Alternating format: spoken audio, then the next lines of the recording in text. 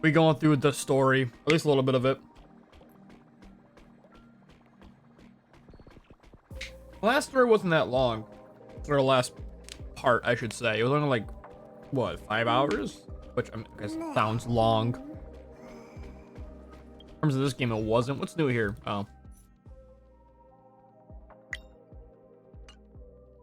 I do not want to see a red exclamation mark anymore, bro. What the fuck is this? Whatever.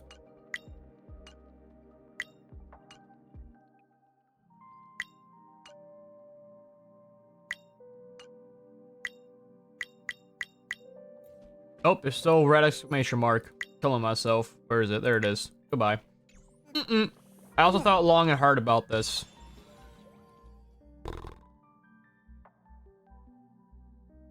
This? No, wait, it's in the shop store. This? Yeah. I thought long and hard about this.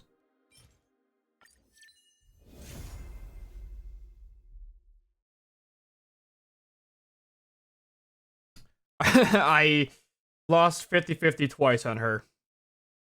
I think I deserve to have her.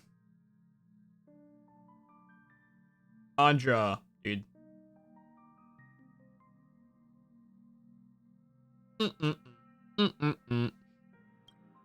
Plus one new character, baby.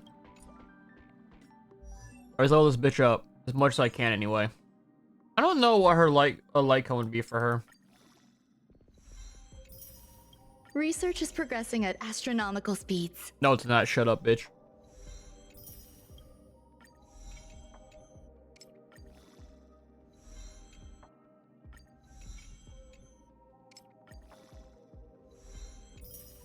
Research is progressing at astronomical speeds. Wasting all of my money. Oh, there we go. Ran out of material.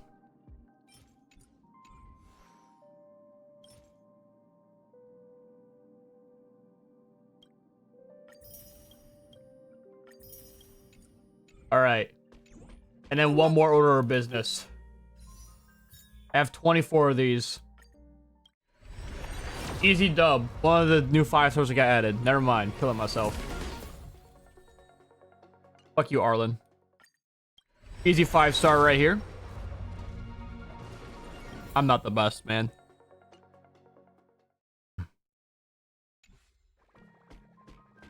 What the fuck? Oh. I not have you maxed out yet?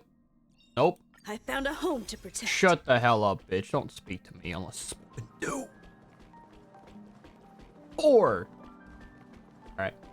Let's jump right into it. Yes. Give me the lore.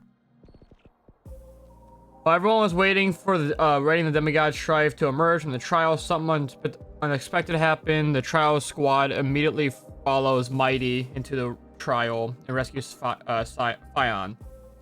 We're trapped inside. Just as every breath of sigh of relief, a new problem arises.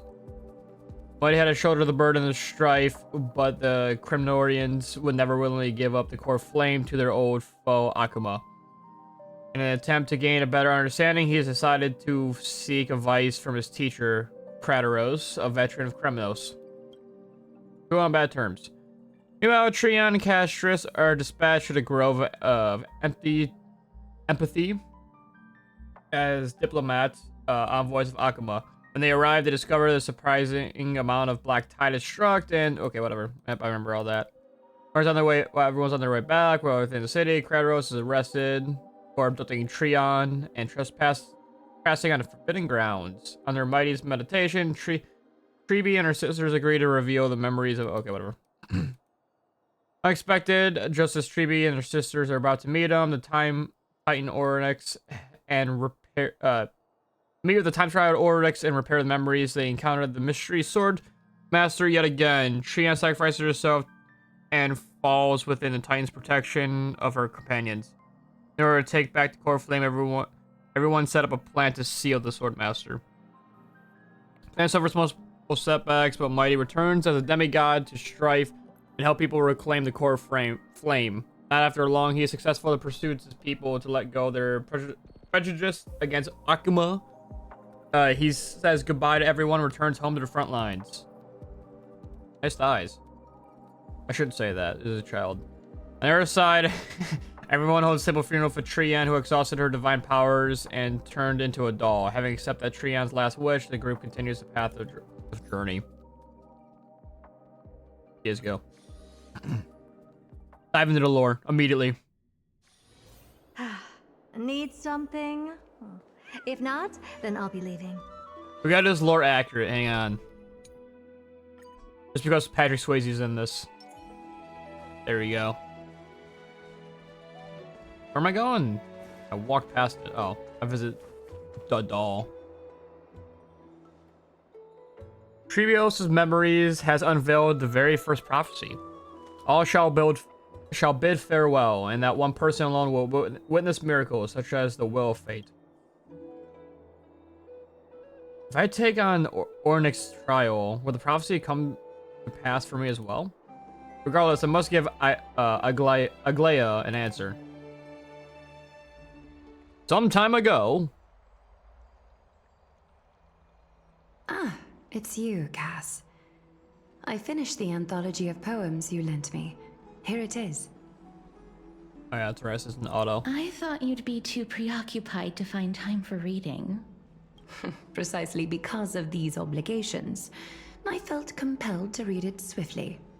Why does her mouth match up with her voice, but Cassius's mouth these doesn't? Preoccupations slow your pace? On the contrary, knowing that time is limited can push one to overcome their limitations. The weight of these responsibilities seems to have enhanced my reading efficiency. I understand completely. During my time at the Grove, the closer exams drew, the more efficient I became at tackling everyday mundane tasks. Anything but my actual studies. Precisely. As I remember, you and Finon were both disciples of the new Sporists. I assume that Anaxa's exams were as unreasonable as the man himself, correct? Perhaps. The courses Professor Anaxa taught were Introduction to Alchemy and History of Mythology. And to be perfectly honest, those two courses were the students' greatest nightmares. The history of mythology, taught by the blasphemous great performer himself. I can imagine their fear. Now that I think about it, students would often rush to the podium during class to challenge him on those blasphemous ideas. May I ask, Lady Aglaya, has your relationship with Professor Anaxa always been like this? Nope, they used to be sex lovers. He openly dismisses people's faith and questions the very justification of the Flame Chase journey. Our positions have been destined to be at odds. While you were studying there, I assume you must have heard of his nickname. Nope, what was it? Draped in finery? As I see it, this nickname is more of an insult to the Dromas. Despite his insufferable arrogance, I do hold a certain respect for his nature as a scholar. To remain true to his principles, he is unafraid to stand opposed to the world, and that requires considerable resolve. Anaxagoras' life is almost like a satire. As a Chrysos heir, he refuses to heed the prophecy, while he disrespects the gods. He's a bitch. The gods have chosen him. He was indeed chosen by Circes. Is something weighing on you, Cass? The golden thread is quivering. I sense there's more to this exchange than idle chatter. She said she can't have sex without killing the man. With all due respect, I'd like to know what you plan to do with him. In light of his assistance in the battle against the Flame Reaver, I am willing to grant him some time to find a way to remove the core flame. However, if Anaxa decides to make any move that places us in danger, I will not hesitate to take extreme measures. Ooh. Just as I feared. The Flame Chase journey is the destined path for the Chrysos heirs. Yet he now seems more like an empty shell. Given his strong sense of self-respect, I trust that Anaxagoras will make the right decision. Still, I can't help but hope for another possibility. Perhaps Anaxa will also overcome his limitations, now that he knows time is limited. Perhaps not. I understand your stance. Let's continue this discussion another time. But now, let's greet our guest. You're here. It's me! Does this mean you're ready to take on Orynyx's trial? Yeah, I'm ready. It seems that this sacred beast is just as indispensable, given their intricate ties to the Titan. Yep. I got a bag of peanuts in my left. I forgot how fucking annoying you were. Surrendering the core flame is a Chrysos heir's duty. Your selfless assistance is deeply appreciated. Don't care. However, I urge you to carefully consider the risks of accepting the trial. Nope. Becoming a demigod means forsaking your humanity. You will inherit Orynyx's divinity and bear the time of Amphorius, all on your own. That's hype. From that point onward, your fate will be forever intertwined with ours, never to be separated again, until the end of Genesis. Is there a plan B? You trying to talk me out of it? On the contrary, you are the only one who qualifies to attain divinity. Because I'm the best. Yet, for that very reason, I do not wish to pressure you. Is there a plan B? It's exceedingly rare to find a capable Chrysos heir. If this path proves unattainable, I am willing to lower my expectations. There are still many priests of Yanissopolis and their descendants in the city. If I can't wait to tell March I'm a demigod. Her panties are gonna get wet. Worthy among them. Alright, I'm out.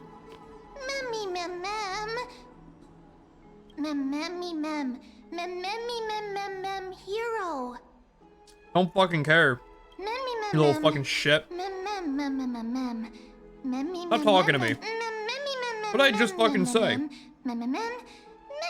It looks like you know that Titan rather well.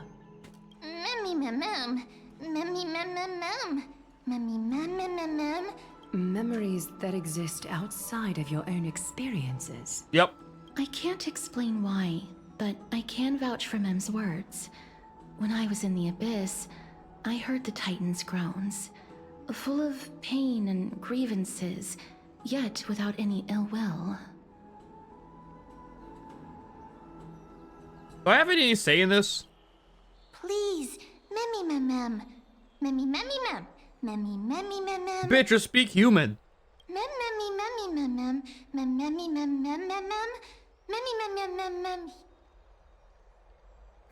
Looks like there's no other way. Since you've made your decision, go back to the bath chamber and get some rest. Trinem will call for you when the ceremony is ready. I'm gonna fucking die. It is difficult for me, as the guide, to absolve myself from blame for things to have progressed to this point. Time and again, you have risen to the occasion for Akima. Nearly rewarding you with some honeydew is no longer able to express the extent of our gratitude. When the dust settles, I hope that we'll have the chance to have a long chat regarding your return journey and the curse of the sky. It's about time that we lift the taboo and discuss things openly. Before leaving, I should go say hi to Castris. Okay. To let you know I'm cheating on you with Firefly. Mister, Me? may everything go well for you and Mem. You need a glass or something too? It's nothing. I only came to discuss some matters with Lady Aglaya. Fucking woman, dude. Never saying their problems. Previously, I lent her an anthology of poems that Lady Trianne had gifted to me. Looking Tracing classic. back, this anthology was something left for Lady Trianne by a bard before their passing. Although personal properties should be cleared out once their owner has passed on, Lady Trianne gave this book to me since she knew how much I like to read. Say more about this book. It just contains an allegory. In a faraway land, in a city known as Styxia, a dragon corrupted by the black tide descended one day, swooping upon the city like death itself. It swallowed the princess of the city whole before it was suppressed. After taking down the evil dragon, the warriors discovered that the princess's life had already met its end. Good riddance. Overwhelmed by grief, the queen hired an alchemist to resurrect the princess using the dragon's flesh and blood. However, having lost memories of her previous life, the resurrected princess turned into an evil dragon herself and wreaked havoc on the city. As a Sick. result, the prosperous Styxia met its demise. What a dark story.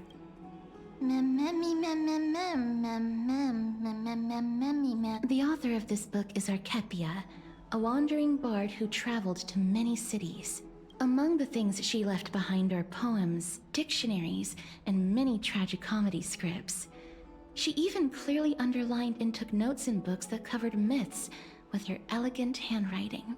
While flipping through these books, I felt like I was afforded a glimpse into the life of Archepia. It felt just like I was traveling with someone that I'd never met before. Me? It was as if she had yet to pass on and was still alive.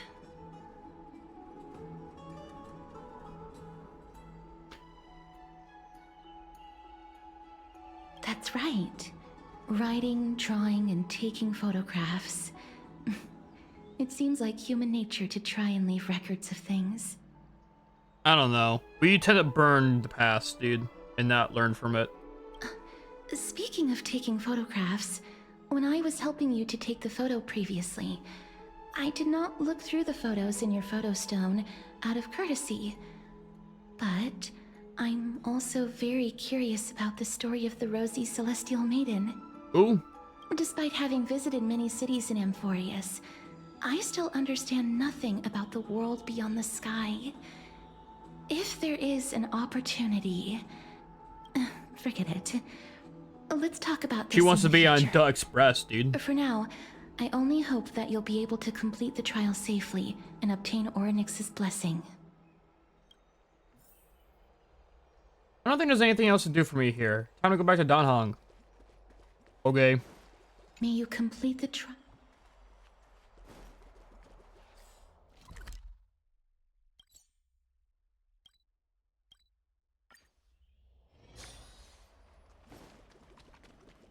I'd love to go in and take a look. Me in. What are you doing here, bitch? Citizens Assembly. That's right. Oh, partner, you're back. You're just still in not time. voiced. This is something that the both of you should probably know. More trouble. I wouldn't call it trouble. I just think it will be favorable if the both of you understand the situation in Akama better. I don't care.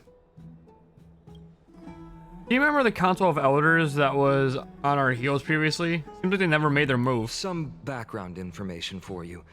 The Council of Elders is an authoritative body in Amphorius, made up of different city representatives. They hold legislative power over the Holy City, and are in charge of presiding over the Citizens' Assembly held once every few years. This is the most important social event of Akama. It is highly influential, and can even affect what happens to the Flame Chase journey. So Glad doesn't actually call the shots. Despite her vision and wisdom that spans across thousands of years, even she cannot win over the hearts of everyone. Sound like a bitch. Never seen one. I have never once passed my society classes. Perhaps you should retake some exams next time you visit Paper Photo University. Oh no. Every 5 to 10 years, the Council of Elders organizes a Citizens' Assembly at Dawncloud. During the assembly, the representatives will vote on major issues, such as whether the Chrysos heirs led by Aglaya should still hold the right to govern the Holy City, and whether the Titan's conquest should continue.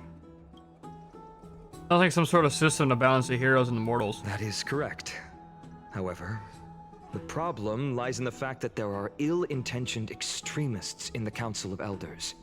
They view the Citizens' Assembly as a way to restrain the Chrysos heirs and hope to take complete control over the Flame Chase journey.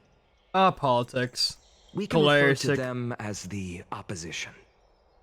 During the assemblies held in the past 100 years, the voices supporting the opposition have been growing stronger in the shadows. It's only thanks to Aglaya that the Flame Chase journey has been able to continue to this day. The Citizens' Assembly is just around the corner. But this time, there seems to be a new variable to the situation. Is it me? Is it Mem? Me? Interesting train of thought, but the Council of Elders has another target in mind. I'm afraid that the Council of Elders might want to take advantage of Professor Anaxa. I see. Aglaya will surely take back Cersei's core flame. But with Anaxa's current condition, it's so unique that nobody knows how taking the core flame away from him will affect him. He has always been someone that is only concerned about his own research. I'm certain that he must want to escape from the monitoring of the Golden Thread and protect himself. If the opposition were to offer an olive branch at this time... Fuck. You suspect that he might betray the Flame Chase journey and defect towards the Council of Elders? Anaxa has never believed in the prophecy, so technically it cannot be considered a betrayal. However, he has taught many Chrysos heirs, and has long been considered an important ally of Akuma. I truly do not wish to see comrades turning on one another. I do. I have a better understanding of the full picture now. Is there anything we can do? As I believe in his character, I plan to plead with Aglaya and try to buy more time for him. Then, the greatest way in which you can help is for you to know what I am fighting for. I don't care what you're fighting for, though, little bro. I understand. Thank you for being honest with us. Things are pulling up again. Patrick Swayze and Mem are tied up with Oryx's time trial. And while preparing to visit the grove, one of their clues about the world in the sky. While I'm just like one step thing. Anything seem like they're gonna be easy. Allow me to apologize for the fact that we always seem to be troubling you. You stupid bitch. I hope that Oryx will show more benevolence and be more accommodating. I remember that they seemed quite fond of you back in the Abyss. Damn right, they're gonna fondle my butthole, dude. I'll tickle it good. Go and rest and regain your strength. We'll meet at the Vortex in a few days. Oh, right. You can read this scroll if you want to find out more about the Council of Elders and the Citizens' Assembly. I won't. I'm gonna do this though. I have adjusted all the lore I should know. I don't know any of the lore, by the way. Rest up and face the trial.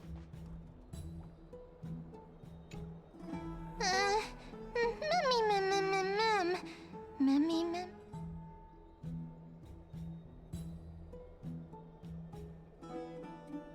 Everything will be fine. Until everything goes well, after all, as someone who has earned the gaze of an Aeon, you should be able to overcome the trial of a regional god just fine. We've also unknowingly gotten used to sleeping in the middle of the day, shining brightly above our heads. Get some rest. Perhaps a new phase of our trailblazing expedition in the forest is about to begin. Get some rest. And wait for the trial. A few days later... Esteemed one, Oryx's vacant totem awaits. Cool. If you have already made your preparations to become a pillar of Amphorius, please, step forward. Kind of step backwards. Do a little Michael Jackson moonwalk towards it. No. I can't. Man. Little Gray and Mem, thank you. Fuck you. Your resolves cannot be questioned. We praise your pure selflessness and courage. May carefully light your path forward. Get ready to assume Oryx's divinity, Trailblazer.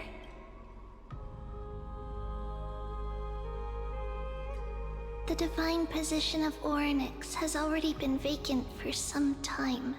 We can feel the space of the trial closing. As there isn't much of their soul left, we'll have to complete the ceremony before their soul completely dissipates. I've gotten used to fighting fires.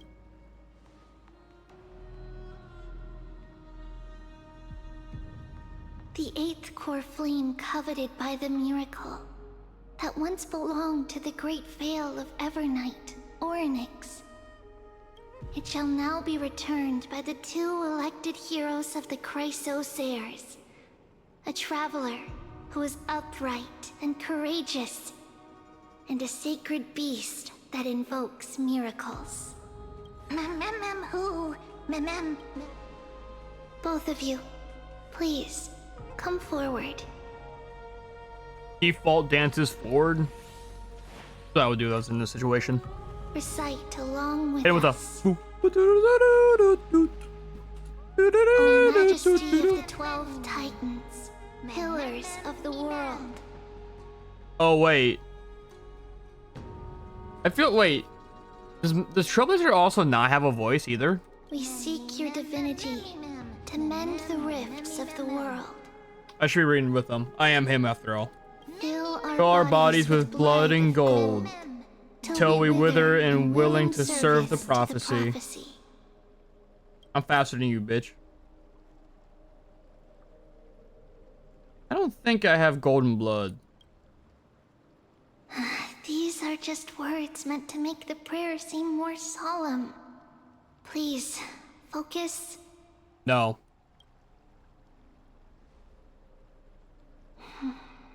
And surrender the core flame. Cutscene? Click and hold. Okay. Woo! So fucking easy, dude.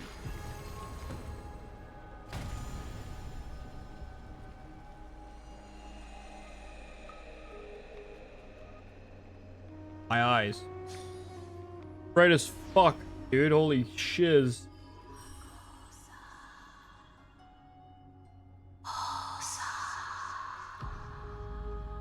Orynyx. Their soul has been waiting for a long time. Perhaps they're also quietly waiting for the arrival of their successor. I love all of you.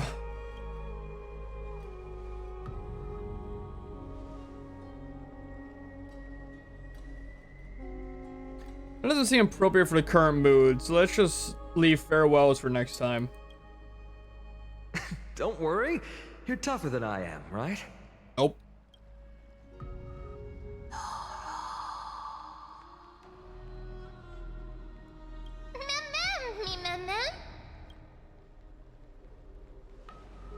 She's the only one who ever says my name. Oh. There I go. Traveler from beyond the sky. Let us pray that the Titan acknowledges your worthiness. Although he loves cracking jokes at inopportune times, his determination is as strong as the Chrysosairs. He will definitely succeed. I'm the MC, dude. Of course I will. While he's away, I would like to have a chat with you, Aglaya.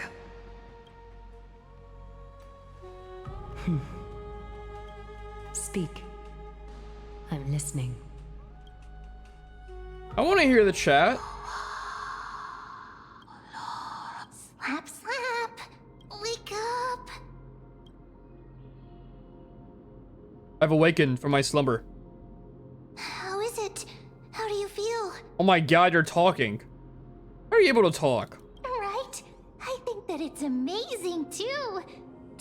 Testing, 1, 2, 3. Shut the fuck up. I have such a cute voice. It must be because of all the memories that I collected.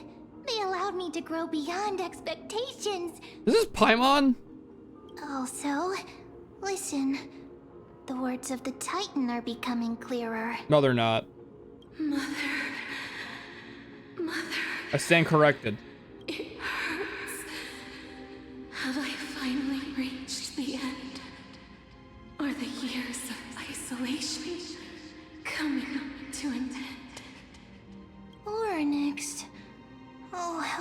heartbreaking.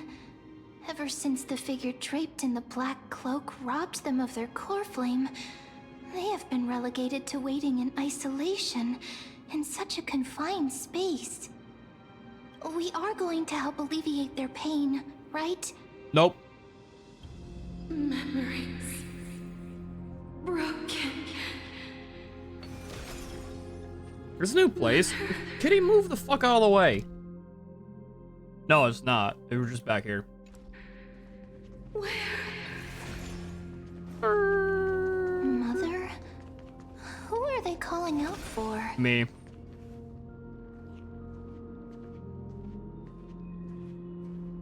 I'm her mother. It's you. I remember you. I remember me too. Skyfather has gazed upon you. Mother is calling for you. The Skyfather referred to Fury of Fula, whatever the fuck. Kitty.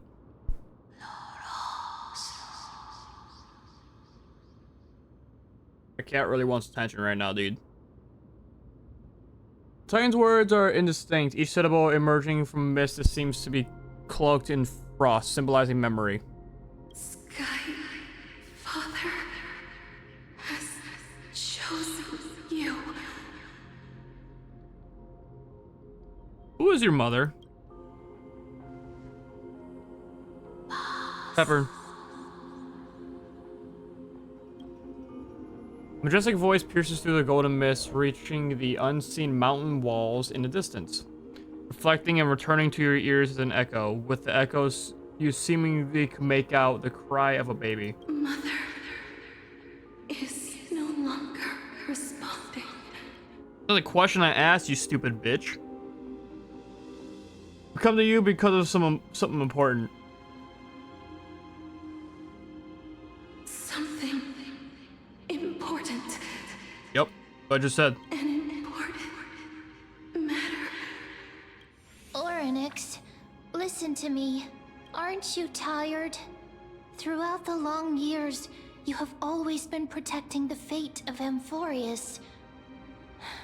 Each time people draw strength from within their memories, every single ripple falls onto your shoulders.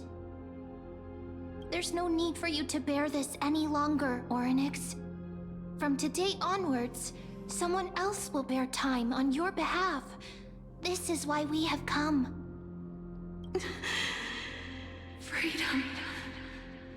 Freedom. Freedom. I want freedom. They come down here to America. God bless. Land of fucking free, that Poor is. child. Everything will be fine. Let us help you. You can have a good rest now. I wish you don't. Stay awake forever.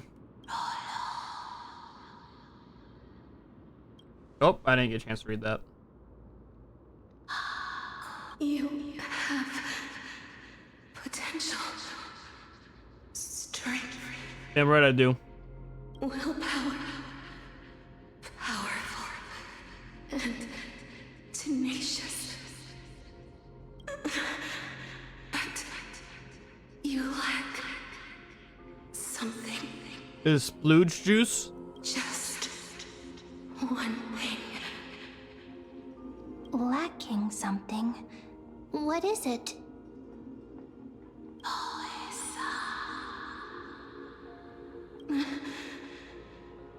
What you lack is a future. That's okay, man. That's right, I live in the moment. Kitty, Future? I can't. Oh my god, stop hitting me with your tail. You need to leave. You're now annoying me. You're an annoyance now. Because I've been looking for a place to lay down in front of me, but there's no place right now. Actually, that's a lie. There's a big ass fucking mouse pad here. Traveler from the sky. You should have dissipated already. But I'm here, aren't I? The gaze from Skyfather. stabilize your form. Because from the moment you crossed the sky, your life was cast away. Right now, you are simply a collection of walking memories. No, I'm not. I guess that actually technically makes sense. What? How is that possible? Because I'm not real. Omae wa mu shinderu.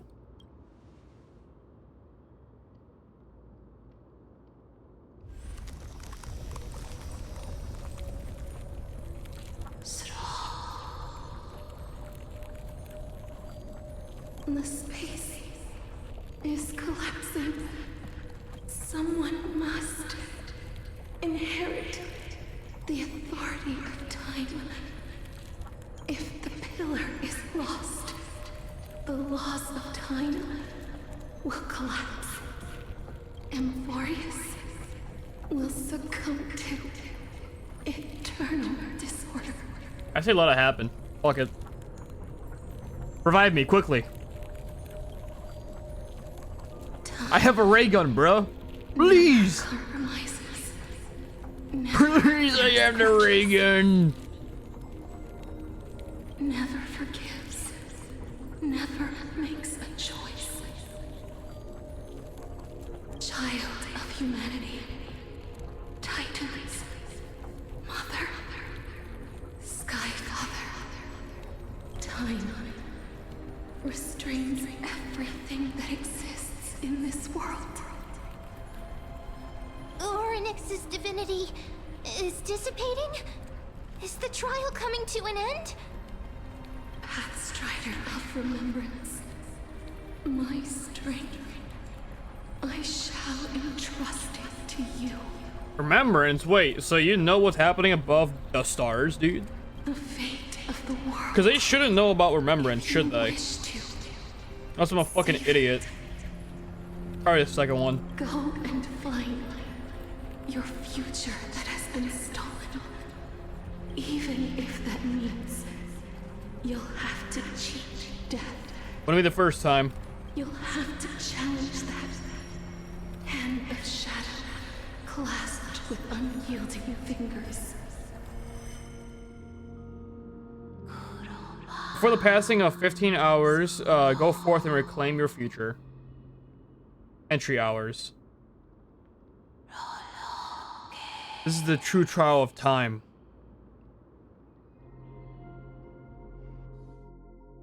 Okay.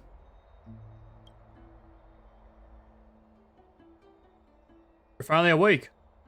I tried to cross the border, dude. I'll keep it simple. You succeeded. Orange trusted you with their divinity, and now you are no different from a demigod and Amphorius. However, Emma's told me about what happened in the trial. They're still explaining things to the others and told me to bring you back to your room to rest. So what's my superpower? For you to be able to say that even now, you're truly impressive. There's something that I've never told you. When we landed on Amphorius, our car was pierced by Nicarore's lance. You remember the black ruins of the abyss? This is what I said. We passed out when our car got hit. I blacked out too, but not before dragging you out. It's a good thing we were in the car, or we would have been crushed to pieces. Actually, my account kind of made light of the situation. What actually happened was much more complicated. We were severely injured back then, with several wounds and still bleeding profusely. I struggled to carry you out and use the last of my strength to stem the bleeding. But then I was hit by a falling rock and lost consciousness. Last time I checked, you weren't breathing. But you regained consciousness. I saw that you were alive and full of energy, so I never brought this up again. You were knocked out by a rock, dude? That's besides the point. I'm not sure whether the gaze of UI? How do you pronounce that? I don't know. Yuli? I don't know. has anything to do with this matter, but according to the Titan, you are a living form of memory right now, just like those objects in the past of Miracles of Oryx. Perhaps Mem is the anchor rope that ties you to the present. I assumed they couldn't stray too far from you, but the truth might be exact opposite. Stellaron, do something. For a while, I also thought the Stellaron was your life support system, but it seems like this hypothesis has been disproven. I can't words, man. It is not time for us to despair just yet. There might be a way to still save you. Oryx mentioned finding your stolen future and cheating death. Considering Mighty's indestructible body, it seems to suggest that that there is some kind of miraculous power in Amphorius that can even reverse death. The key seems to lie with the Hand of Shadow, whose whereabouts are unknown. Hey, are you alright? Hey, you're still talking, dude. I heard you two talking about Thanatos. Cass is also very concerned about the warning. She has left the vortex and returned to the garden. Shall we go and look for her? Thanatos is the Titan that Cass has always been looking for. Regardless of whether there are any clues, there's probably no one else that understands death better than her. Perhaps. Then let's do that. Oh, right. There's something that I have to tell you. The Chrysosairs already know everything that has happened to you. What do you mean? I was too worried, so I told them everything. Please don't hate me, okay?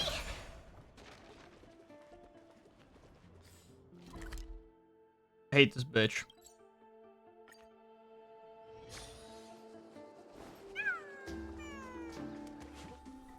Mister, I'm right here. Hear soft steps coming closer, one step at a time. Please stay there and slowly turn around. Okay. For some reason, you feel like you've seen this scene before. You want to turn your head, but a glimpse of a dash of purple brushes past your face. Then, the chill sleeps through your skin, spreading into your veins. Thump, thump, thump. Your heartbeat begins to slow.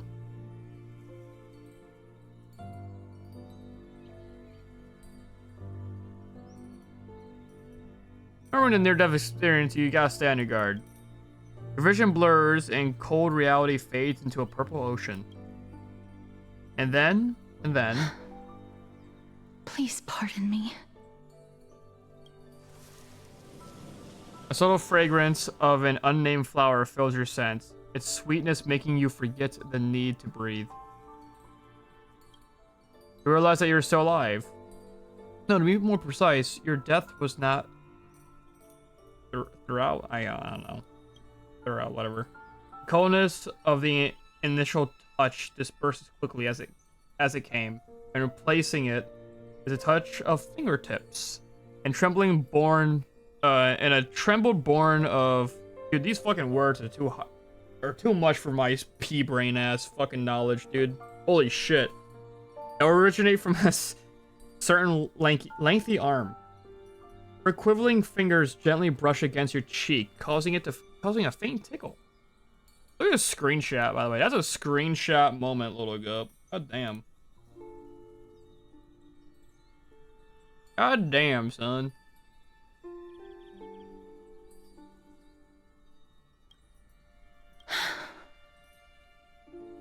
Just as I expected. I cannot feel anything. Oh wait, this actually explains a lot then. Because last time when I fucking saved her and caught her from the one dude, I was able to touch her. You're shaking. Back at the Grove, I was puzzled as to why you were not affected by my curse. I thought that it might have been the special ability of a traveler from beyond the sky. Never did I expect that this would be the true reason. I'm sorry. I should have noticed that something was amiss earlier. Mister, if my abrupt behavior just now offended you, I hope that you can forgive me. I'm just thinking, if your soul has really left your body, as a mortician, I might be able to trace where it has gone to. Cass, did you find anything? My apologies. Not as of yet. Perhaps I have overestimated my capabilities. Yo, I know this bitch's story because I watched the lore animated short.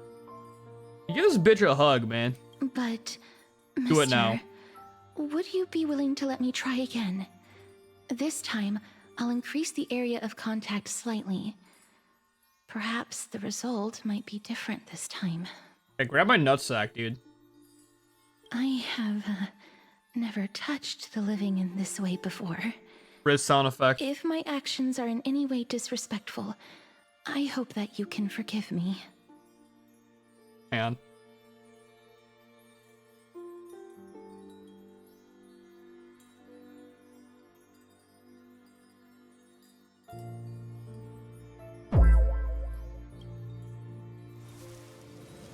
Castress once again places her palm on your face. Her shivers calm somewhat this time.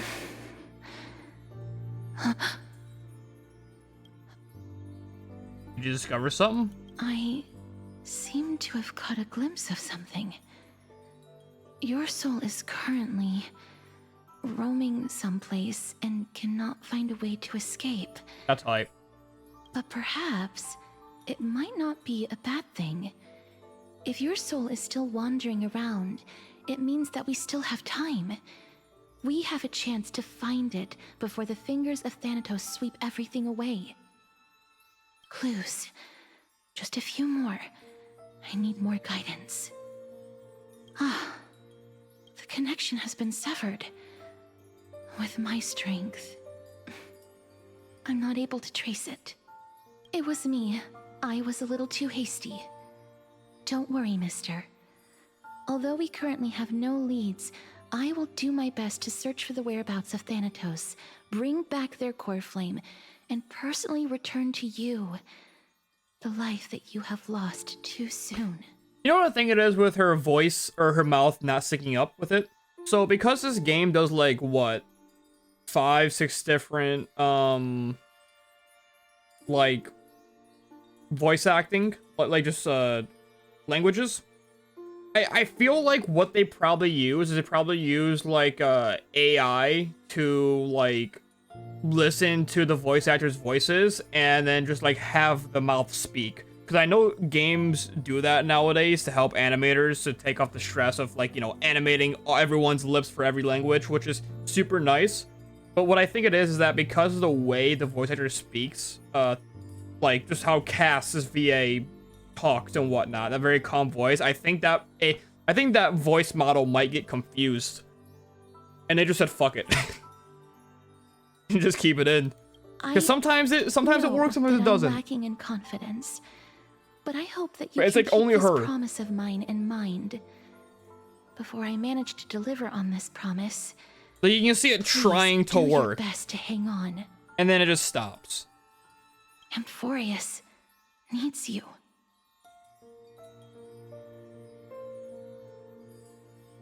So what now? Lady Aglaia and Lord Finon are currently discussing some matters in the paths. They're worried about you too. If possible, please go there and let them know that you're well. Although, I don't actually know whether your current situation can be described as well. Also, please accept this Styxian fable. Reading can help one to focus and relax. I hope that reading this can help tide you through this difficult period. Species are I'm not reading that shit. Lady Aglaia and Lord Finon.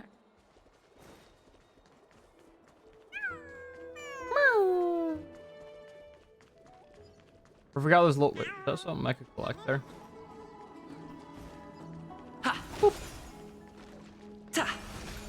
Wait, I do have a voice.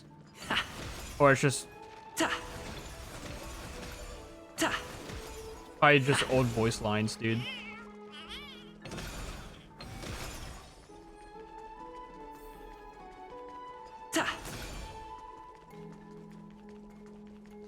going on, gamers? They're here. I'm here. That partner! Hyacinth said you definitely wake up. How do you feel?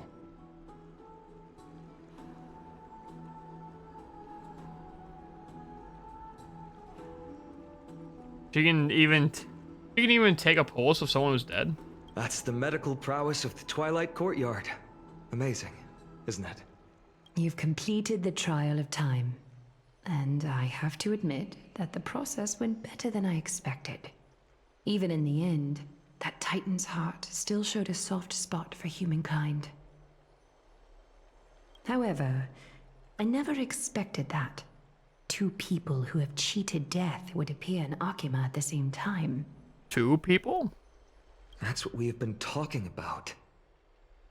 Mighty has been in Akima for such a long time, but has no one thought to study his indestructible body? If there were even any minor breakthroughs, we wouldn't be as clueless as we are right now. Many have had this idea, but so far, there have been no results. If it were successful, Thanatos wouldn't have disappeared without a trace. Nevertheless, now is not the time for us to give up. At the very least, we can still see a glimmer of hope. Cypher. If anyone in this world knows the whereabouts of death, it would be her. If that's the case, why did Cass never go to Cypher? I'll try Also, and who the get fuck her is to Cypher? return to Akima, but do be prepared for a less than ideal outcome. Please understand that throughout the history of Amphorius, no one has ever managed to escape the clutches of death. Besides me. At the end of time, Thanatos silently awaits all. That's supposed to be comforting. Don't take it to heart, partner. After all, you've already created countless miracles along the way, right? True.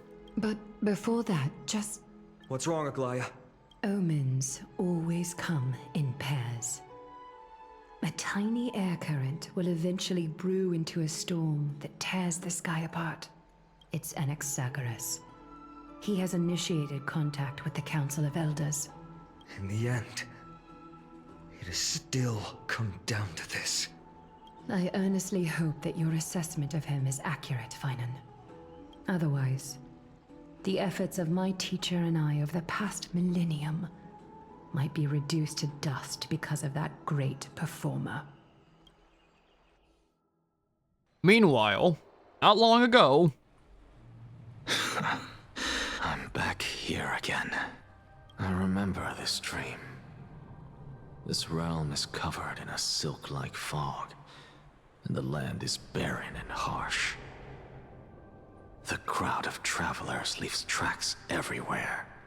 Hey! Excuse me! What is this place? Where in Amphorius are we? we're not. The mutters of the traveler are in a language I'm unable to comprehend. Why is he speaking to Perhaps in a third They're person? just distracted and ignored my question. Tell me, which Titan reigns over this land? And how do I find them? Hand of Shadow. Hand of Shadow Thanatos. Could this possibly be the Netherrealm? Perhaps. Not Netherrealm. Then where is this? River of Souls? The outskirts of the Netherrealm? Are you heading downstream toward the Netherrealm? Take a shot every time the motherfucker says another realm. The Netherrealm. Nothing but an illusion. Titan rejects you. Me. Listen. What? The traveler lifts their wrinkled fingers and remains silent. I look in the direction they are pointing and listen closely. There. A massive shadow brought the sound of rushing tides. The sound of tides. I can hear it. I hear it. Deep within the tides. Beyond the closed gates of the void world. Would. A voice about to recount something. Child of humanity, This bitch is a woman? is it death's embrace you yearn for with such urgency? I was gonna be like the god of death from God of War, dude. Oh wait, no, it's just that bitch. Oh, you have awoken. I forgot she was a thing. Welcome back to the mortal realm. Your consciousness is dissipating much faster than I expected. Ultimately, it seems like the Titan's core flame is incompatible with a mortal body. How much longer can my consciousness remain in the mortal realm? In my estimation, at best, you'll see 15 more entry hours. 15 days and nights. What is it? Are you finally starting to become attached to the mortal world now? On the contrary, 15 days feels a little too long for solving a singular problem. Stop giggling. It's time for us to go. The messenger from the Council of Elders is almost here. Let me ask you one more question. Are you really planning to betray Aglaya's will? Perhaps. What betrayal is there to speak of when I was never loyal to her to begin with? What about that white-haired student of yours? Acting so recklessly, do you not care about what might happen to him? There will be a price to pay for blind faith. This is also a lesson for Finan. Dear mother, you grant me life. You are a strict teacher. Of course. This is how I've always been. We gotta be lore accurate, dude. Who do we get rid of? Robin. Looks like it's not a bad time for a We're performance. at Cass in there too. Do not worry. What do you do? Watch this magic trick. Yep.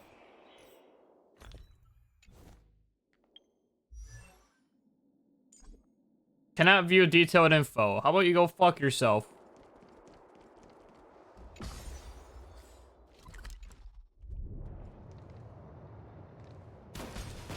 He's got a pistol?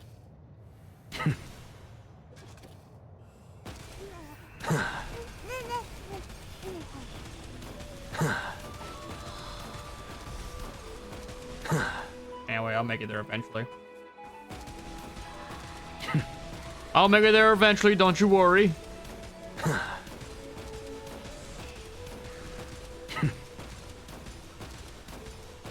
Almost there.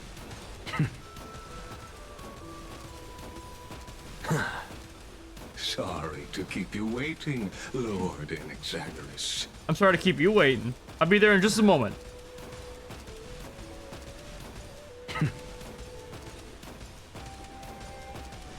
Hang on.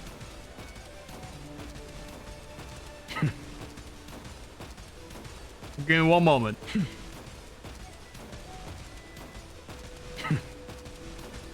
Just about there. Any second now. Very soon.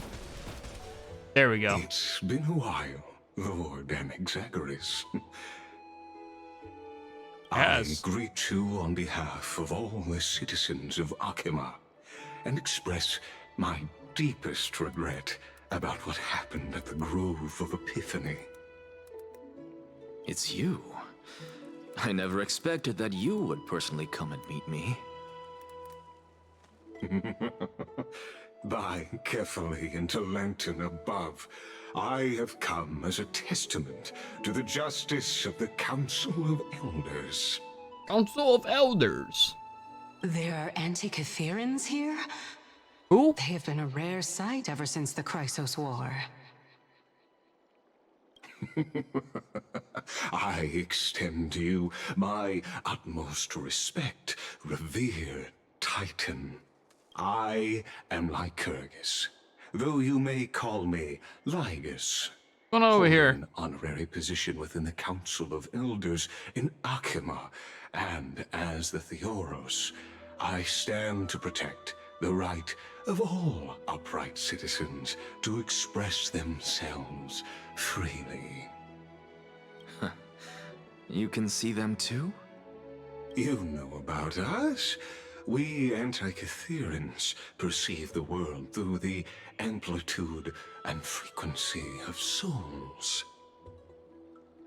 Just as I am conscious that Lady Aglaya is secretly listening in on our private meeting from afar, if necessary, Lord Anaxagoras, I can sever the golden thread to protect your fundamental rights.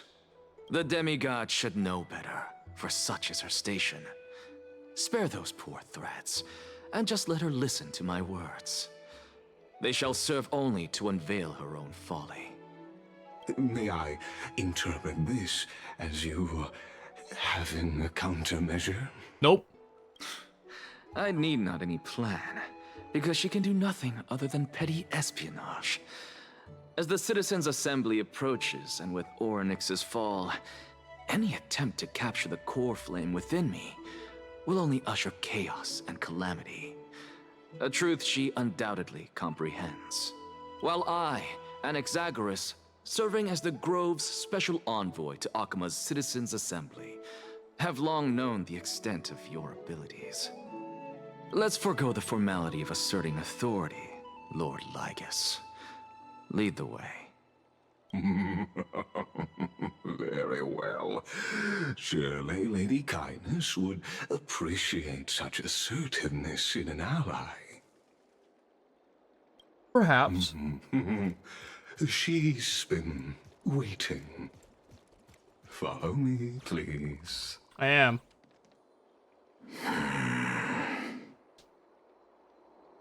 Is there something on your mind, Lord Anaxagoras? Nothing, really. It's just a question that I contemplate every time before I ascend to Dawncloud. For the Titans, does the falling equate to death? Ah, a pondering truly deep. Time is on our side. Do you mind sharing your reflections with me? No.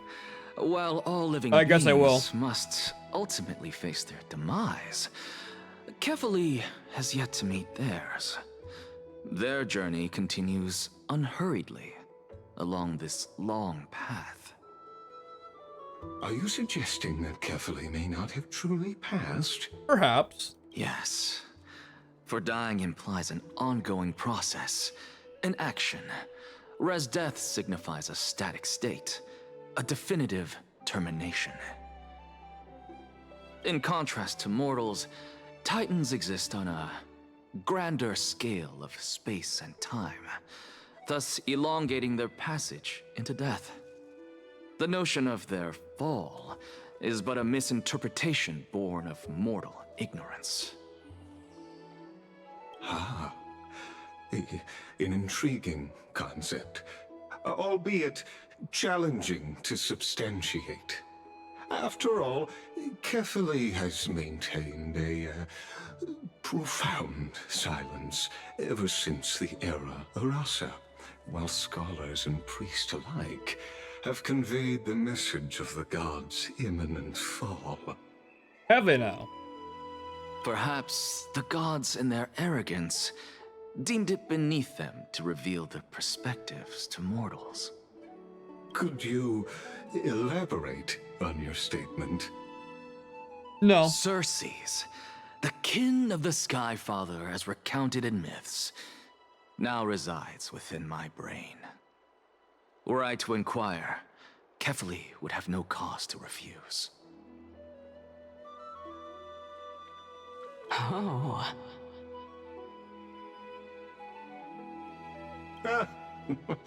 That very well could be true. But what if the world-bearing Titan still chooses to remain silent?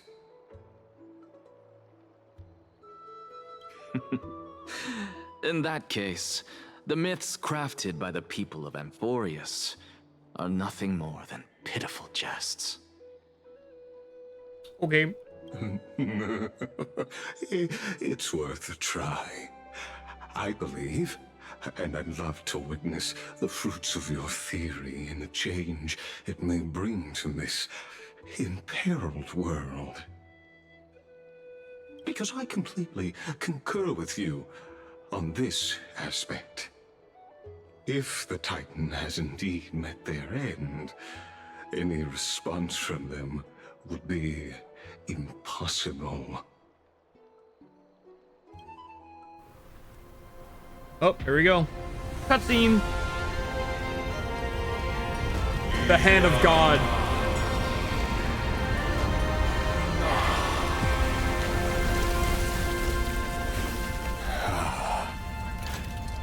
Please, Professor.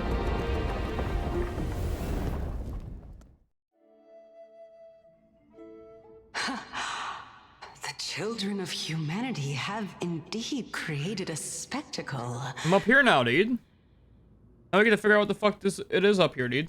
Welcome to Dawn Cloud.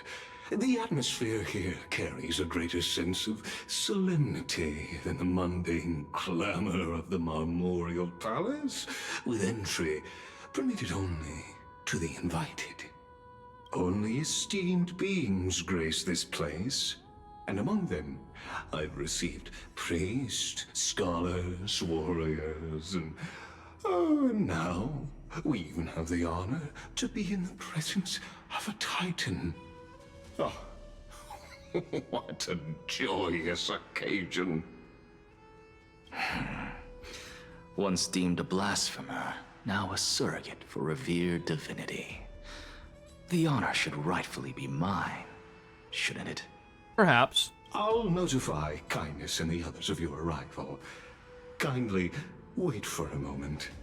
A soldier will be here to guide you shortly. In the meanwhile, you are welcome to explore the vicinity, but kindly remain within the guard's view. Delaying the crucial meeting is something none of us wish to see, I presume. I'm well aware of Kindness's methods. There's no need to emphasize that. As you wish. Your cooperation is much appreciated. Okay. Alas, I had hoped for a brilliant plan from you, but it turns out you just left one cage to enter another. Save your concerns. I know very well what I'm doing. I shall depart to explore the surroundings then. Yeah, big knockers, dude. Now that I look around, I wonder if there are any murals bearing my portrait around here. I'm quite intrigued to see how the children of humanity beyond the grove perceive another Titan. Off you go. I won't be joining you. This Titan appears to be quite at ease. I should investigate the Council of Elders' recent activities first. Be aware, I can hear you perfectly well from here. Stupid bitch. Alright, what's this? Quiet citizens, know where you stand. Citizens assembled the beacon of public opinion, a crucible where the truth is forged. Falls cleanse away Darius drags, while reason sharpens through the tempering of debates. How many chests are here? Only 16. And 2 spirit thieves. Probably these right here. Alright, well. Better put on fucking topaz, man. Plus 1 chest. 1 down, 15 to go. The waterfall of piss. Flows beautiful.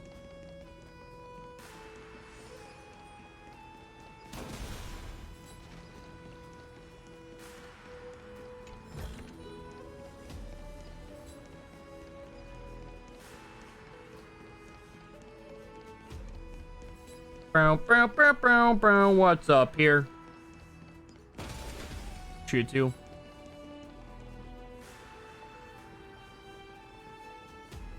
Chest of hell. Plus 5 jade. Here are the world-bearing Skyfather spills her golden blood into the Mortal Lake. It's actually piss. Golden blood flows down to the spring waters as dawn rises in the mist. Piss. No words ever break the solemn silence. The volcano's heart beats no more. Fucking cringe, dude. It's piss, by the way.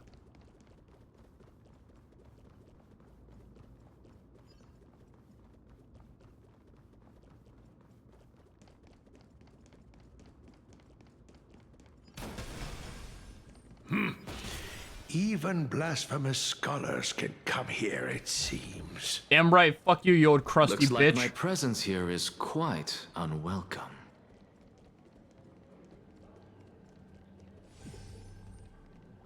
I'm not talking your ass. I'm doing this instead.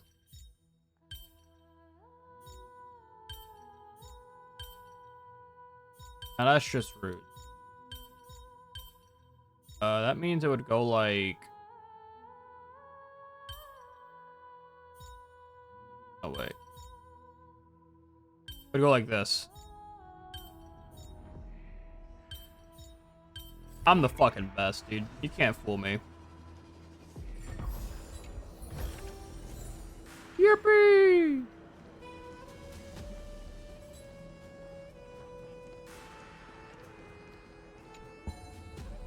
Oh, let's see what's going to visit my majestic self again. A word from the Outlands. Does Brutra Lion lie? I'm not reading this, never mind.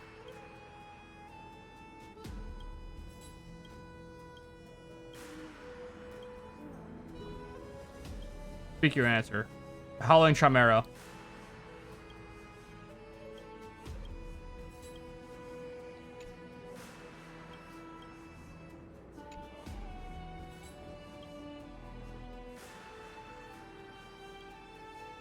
Did he answer these correctly? Oh, fuck. I should have read that. Man. Anaxagoras, I thought that you had died. Punished for not reading. Just like the other scholars. As Kephales's priest, are you not aware of the decorum of respecting the dead? Respect. Surely you jest. Nope. You blasphemous heretics are not worthy of respect That's from me. the Supreme Being. Let me remind you that you're currently in Dawn Cloud, so you'd better keep your deranged language to yourself. I am no longer that altar servant from years ago, who could only acquiesce to the commands of others. Now, I have plenty of ways to deal with people like you. Okay. I'm not sure whether I should laugh or cry right now. I can't believe that a follower such as you could have been made by a creation titan. As I see it, a dead titan can't provide you with this level of confidence, right? Perhaps. Then who is it exactly? Could it be kindness? You. Me? Seeing how fond of you Elder Kindness is, I shall let that slide for now. Leave immediately, and don't impede us from receiving the Supreme Being's blessings. Seeing as we were able to hear of this matter from the mouths of others, it seems that kindness is indeed quite sincere toward us. Perhaps this affair will proceed smoother than I had anticipated. Oh my, what a thrilling confrontation. As expected of one of Kephales's followers. Are you praising or insulting him? Both. Praising him, of course. As a believer of the God of Deliverance, it is only natural that he detests evil. Didn't you hear me? I asked you to leave. Go as far away from here as possible. Don't mutter to yourself like some sort of madman and disturb my meditation. Fuck you, crusty old bitch.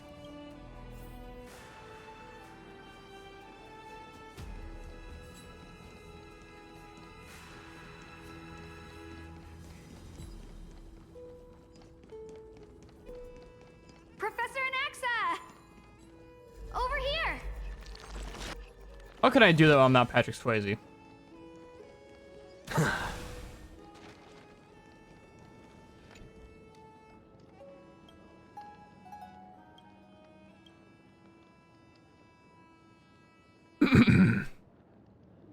Others say they represent the people. The priest says they represent the Titans. The merchant claims to have lots of pounds in their coin. And Christ's air is very strong. So who among these four believe they have the final say?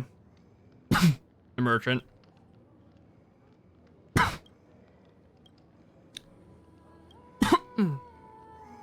Fuck. Whoever has the most money.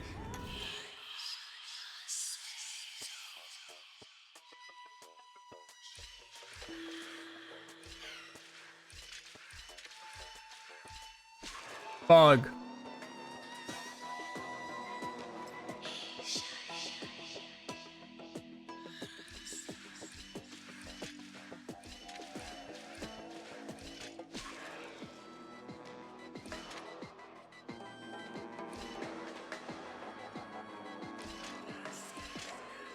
Bug. Nope, reset. And wait.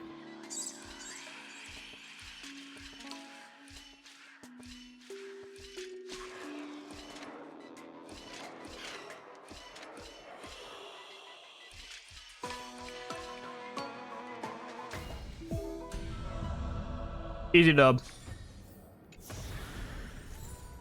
Yippee!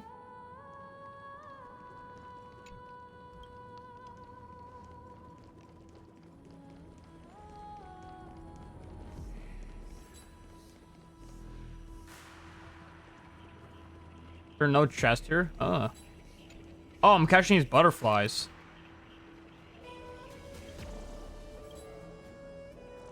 Oh, I've already seen a couple of these things before. Hold on. Oh, another line.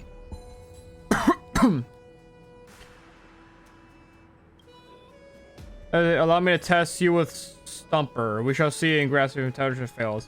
First. Wonder what kind of question the warrior from Outland will ask. This should be interesting. Now let me ask you. Oh, I guess I'm on myself right now. Who is the most beautiful? It's you, of course. Thank you.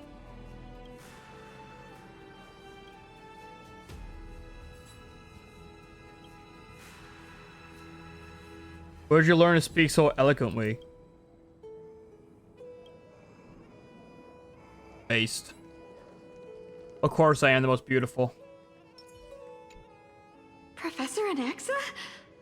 Word has it that the scholars of the Grove valiantly perished resisting the Black Tide. To find you here safe and sound, thank the Fates. You could say it's the Fates toying with us. It's only the Crimnoans and Idonians who chase glory through death. But Yep. your survival is a victory in itself. I'd settle for that gladly. So, are you here to report the incident to the council? I heard that after the Black Tide devoured the Grove, Akuma would be next in line, even with the demigod of strife standing alongside humankind. Tell me, how much does the Council of Elders know about the Black Tide? They don't. Once Kindness and her followers learned of Cersei's and Orynyx's fall, they proclaimed in the council that the Flame Chasers could no longer stand against the calamity alone.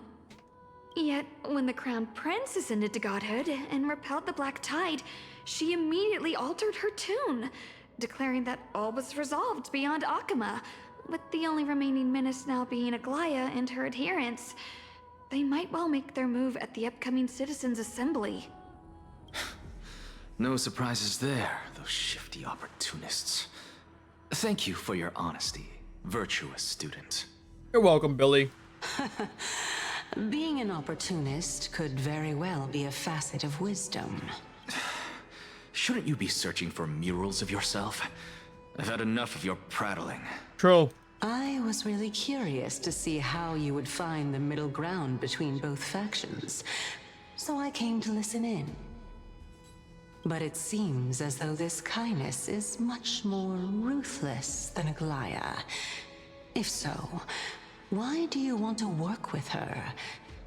Could it be that perhaps you've decided to readily surrender this hollow shell of yours? Just because you feel like death is fast approaching? I'm afraid you'll be sorely disappointed if that's what you truly think. I've had enough of this. Could the 15th entry hour arrive any faster? No. Young scribe. I can't speak to you.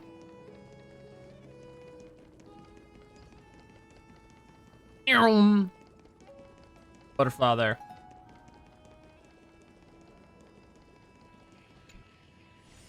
Come here, bitch.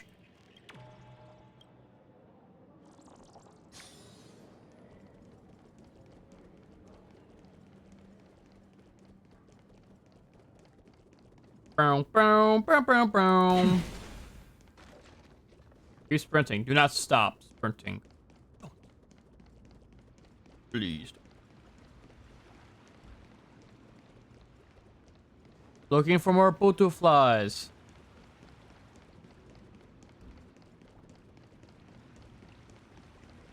There's gotta be a butterfly over here somewhere, guh.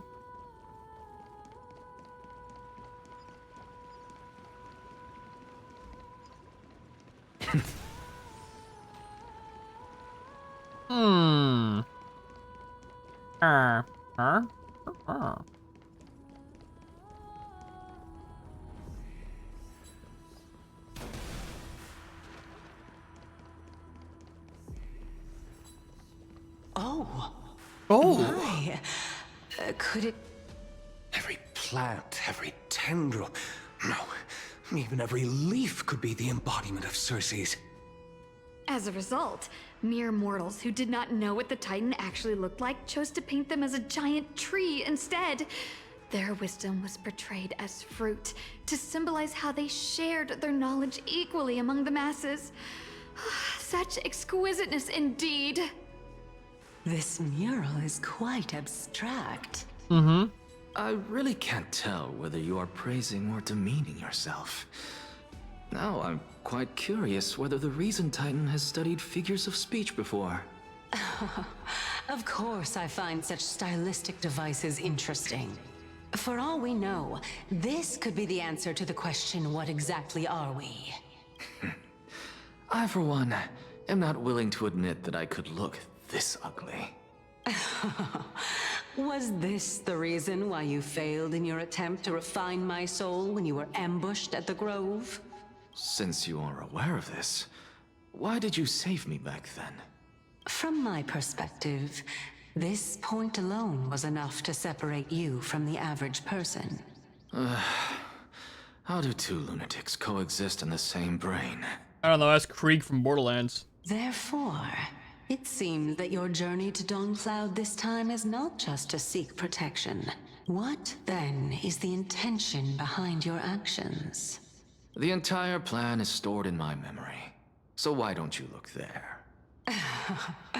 Then don't mind if I do. 1 year old?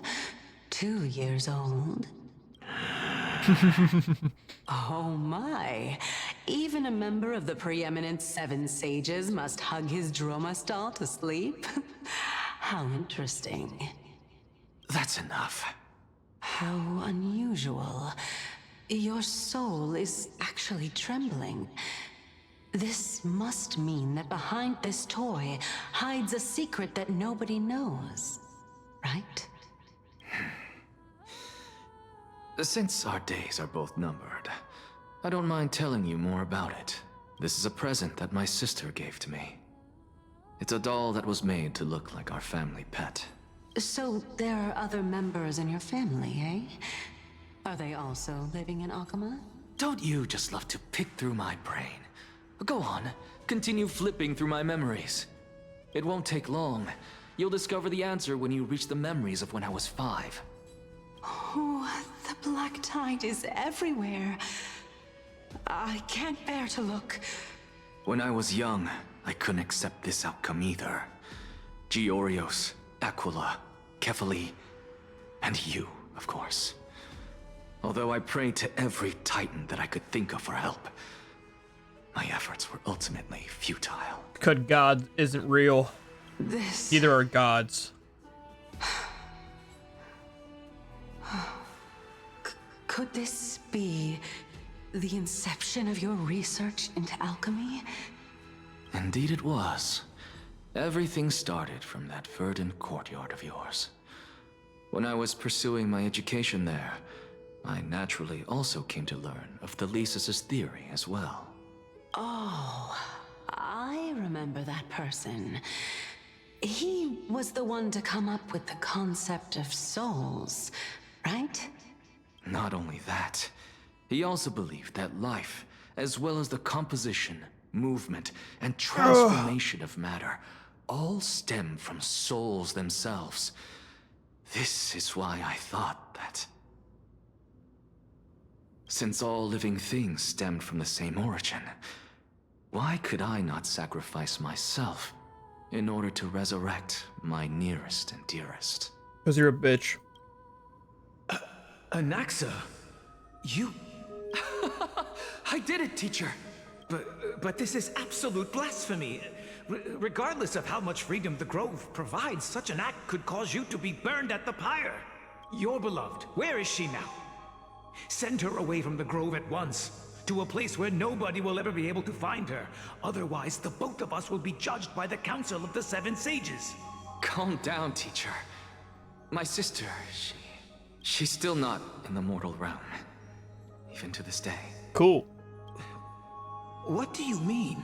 It was naive of me to think that I could snatch the deceased from Thanatos' grip by merely sacrificing one eye. Equivalent exchange. Oh, so that's how he has an eye patch. All I received for that price was but an opportunity to see her for one final time. Nothing more. Oh, let it go, Anaxa. As one of my best students, I cannot watch you go down the wrong path without doing anything to stop it. Never do something taboo ever again. Don't disappoint the deceased, and never harm yourself. If you can do that, this classroom will still be yours, and you'll have a chance to live out your own life. Since I was able to see her one last time, I have no other desires. You're right, teacher. It's time for me to start a new life. Kill him. I am sincerely glad for you, child. Now then, what topic would you like to study? I wish to continue Thelesis' research. Continue the research into souls, but you know that the Grove has long since understood his philosophy like the back of their hands. Even if you continue digging into this subject, your efforts will likely be futile. No, teacher. After my fleeting glimpse of the deathly fog, I finally understood a single truth. Since ancient days, our understanding of the souls is but the tip of the iceberg. Okay, where's my mouse? There it is. I may have lost an eye, but my view of the world has become clearer than ever. I have grasped the truth with my bare hands. Watch as I turn this farcical world upside down. Hot. Cool. Who would have thought such a secret lay concealed beneath that hefty eye patch of yours? However, this story doesn't seem to be connected to your plan. Bro, I can't imagine fact, pulling up my own eye. I'd say that they aren't I'm good. related at all. The answer lies within the tale. If even you cannot understand it, perhaps you should relinquish the divinity of reason to me. After all, it'd be a waste for you to hold on to it. My story ends here. Now it's time for you to tell me your secret. After all, this is what equivalent exchange means, correct? Perhaps. As expected, you laid a trap for me to step into. Unfortunately, even if I was willing to talk about my past, I may not know more about it than you do. Oh? Are you saying that the renowned Reason Titan is now admitting a lack of wisdom. Damn right. Your followers are going to be sorely disappointed by this. Child of humanity, remember this. Being cognizant of one's ignorance is the greatest wisdom of all. Now I understand. No wonder you asked me to answer your random, nonsensical questions. Not only that, you're the only one who can shed light on my query. As the saying goes, onlookers see most clearly. Is that so? Someone's stalking us, bro. Lord Anaxa. Yeah? I saw you muttering to yourself and was wondering whether you were caught in a delirium of reflective thought. I'm sorry to interrupt you, but time is of the essence. I have a message from Lord Lygus. Lady Kindness has met up with the Council of Elders and is awaiting your arrival. So please depart forthwith. It's finally time. Carefully. The one who created the world, and the one who bears the world. If you truly have not met your end, how will you answer the challenges of those who defy you? I didn't expect you to agree to Lady Kindness's invitation. What a wonderful turn of events. Damn right. To tell you the truth, there are many people who hold grudges against that Lady Goldweaver. Isn't that the Dromas draped in finery? Damn right. Avoid his gaze. I don't acquaint myself with blasphemers. You're just jealous because I'm fucking beautiful. Don't worry. He's too full of pride to pay us any attention.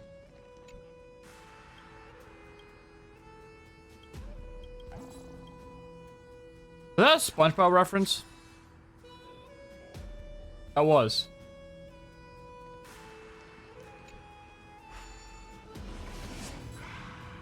I was like briefly reading that. I was like, oh wait, he just referenced SpongeBob there.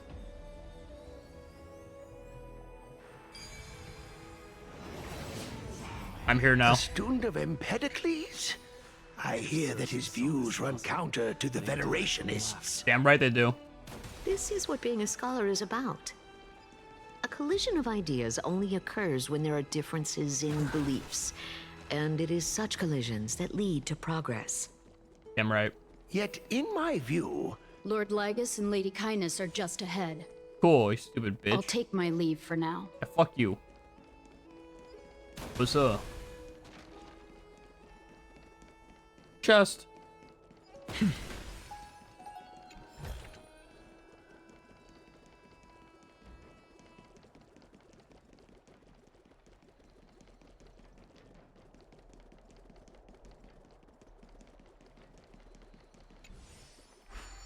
Of hell. Puzzle of hell.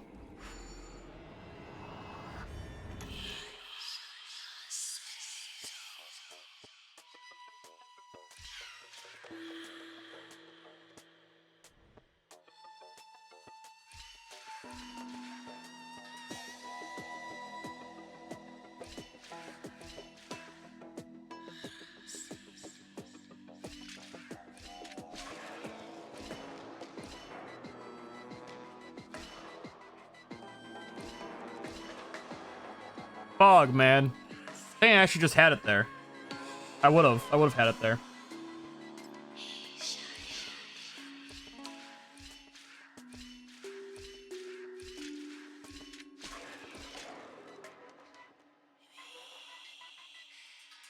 Oh.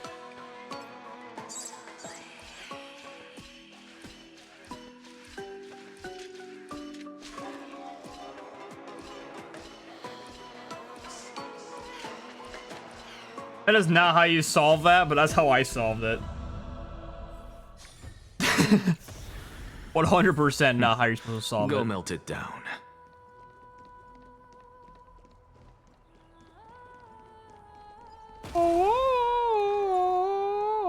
I found 3. Damn right I found 3. How many are there? I don't know, actually. Check though. Is there a way to check? I can't. I don't remember.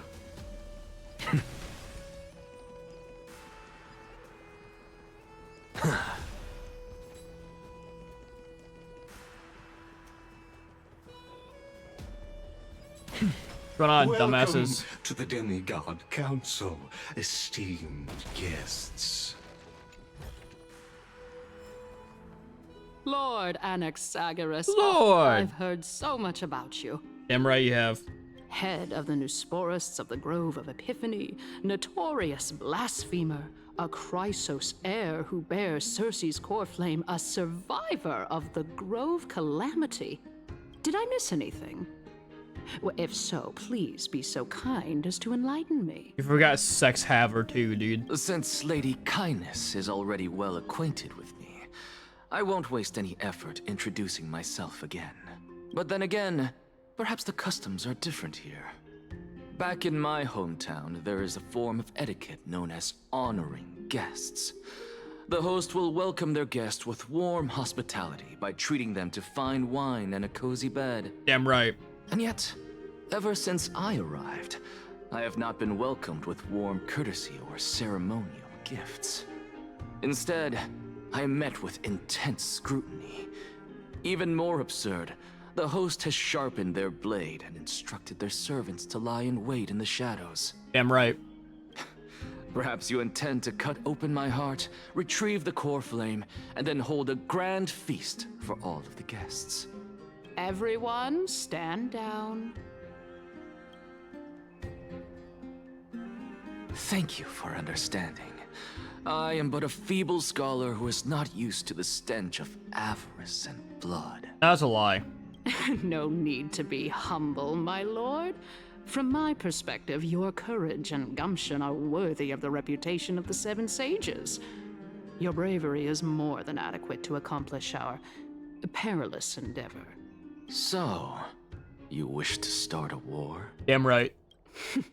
Well, since the Chrysos heirs are calling for war, we will respond in kind. Conflict is inevitable. Since Aglaya endeavors to suppress the virtuous commoners with blood of gold, we will not hesitate to display the rights and mettle the citizens of Akama are so entitled to. As to your question of whether peace is still a viable option, well, to that I can only say this. Everything hinges on the next citizens' assembly and whether they have a sudden epiphany amid the clamor of the masses. And since you, as a Chrysos heir, accepted our invitation, you have indeed given us a glimmer of hope. I don't think so. What brazen arrogance. What you're saying right now is worlds apart from what you were saying before you retired your cleaners. I don't deny it. After all, they're responsible for cleaning up any threats, and just a The moment cube ago, back there is you cool. were on the side of the Chrysos heirs. But now that you're an ally of ours, we can continue talking somewhere else. As you know, these walls have ears. That's creepy. I was fortunate enough to have I the was fortunate opportunity to enough. discuss a treatise about the Venerationists with your teacher, Your teacher. Empedocles. Shut up, bitch. I'm reading lore. Lore has been read. Anyway, what?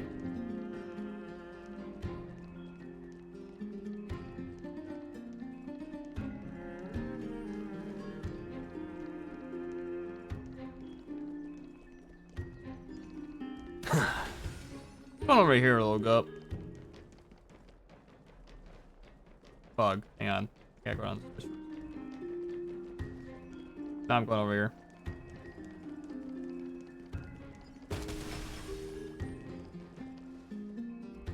There's a butterfly on that one, dude.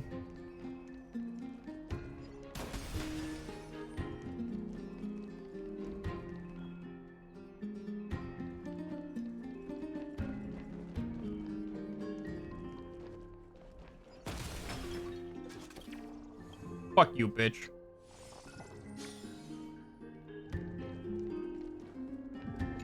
I gotta do my puzzle, man.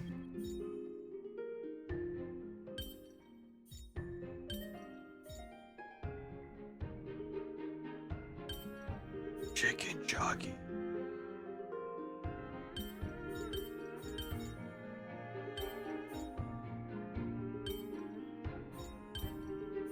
Alright, what are my parts? These are all my parts. Okay. Boom. Bam. Bada beepa. Oh. If Cersei saw this puzzle, they'd die from laughter. I agree with what you just said. What did you just say?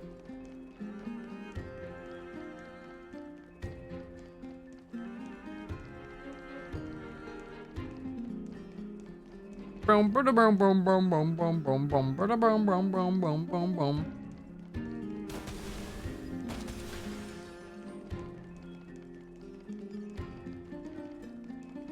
Chest of hell. Go melt it down. We're halfway there with all the chest. How big is this fudging place, bruh? Oh, goddamn, pretty big.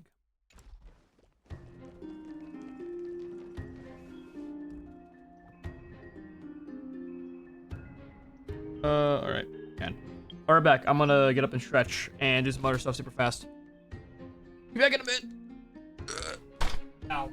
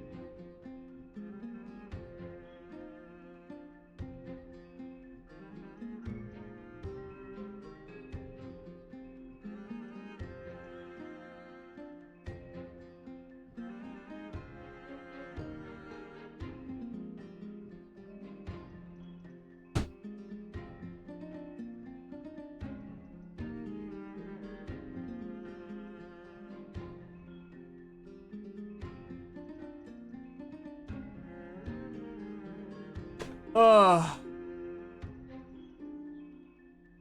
have returned. Are you supposed to fight this boss or date it? What do you mean? Both. We're gonna fight and then we're gonna fuck. Sex style.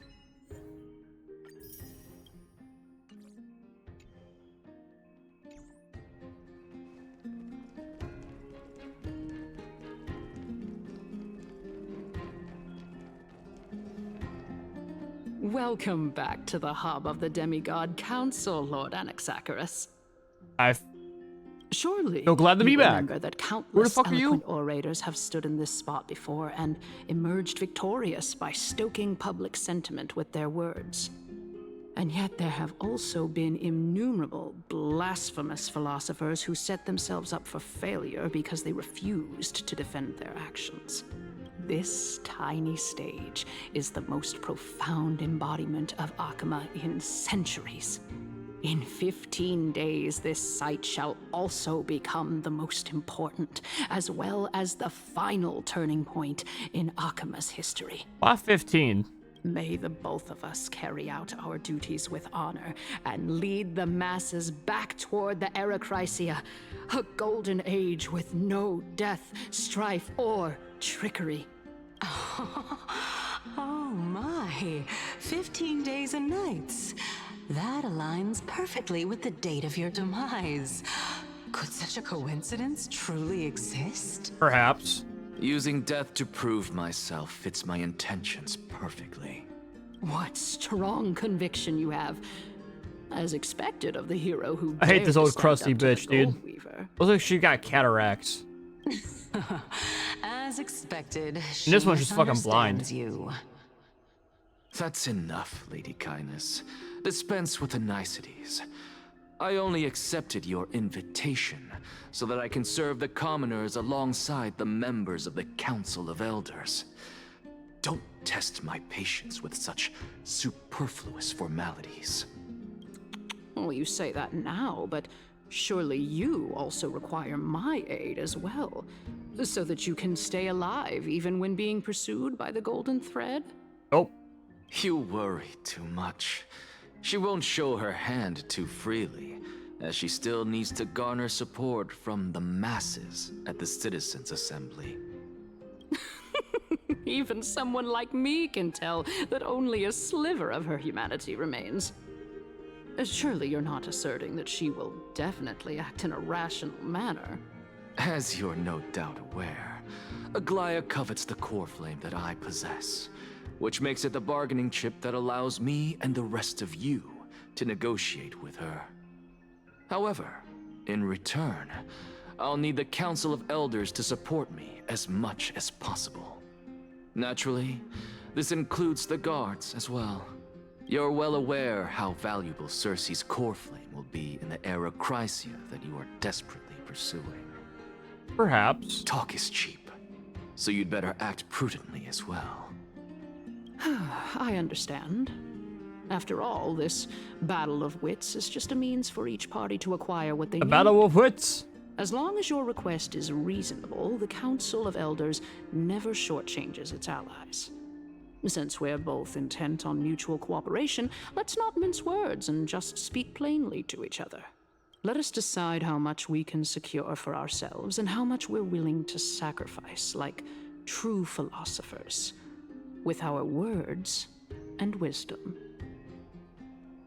Let's begin then. Continuing from the earlier topic, let us discuss our common enemy, Aglaya. Okay.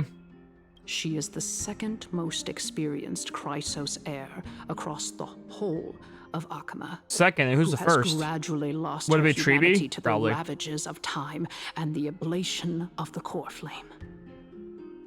Admittedly, there is ample reason for her to take your life. Yet your previous reasoning is quite sound. As a seasoned political animal, it's unclear whether she will actually cross that irreversible boundary. You date the Moreover, Dallas? she still That looks needs pretty you good. alive so that the Titan's trial can be completed. Is there anyone present who can swear by the sacred vow of Kefali and guarantee that you weren't in league with that woman before coming here? Are you just trying to pull the wool over our eyes and aid her in her savagery? Yes.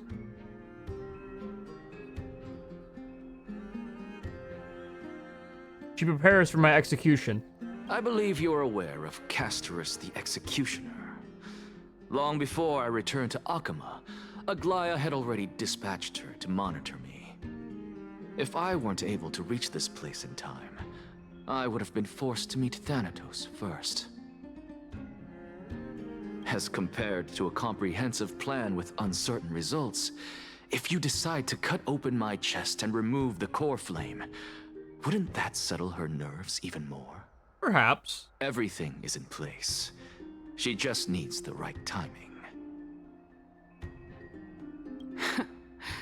I understand what you mean.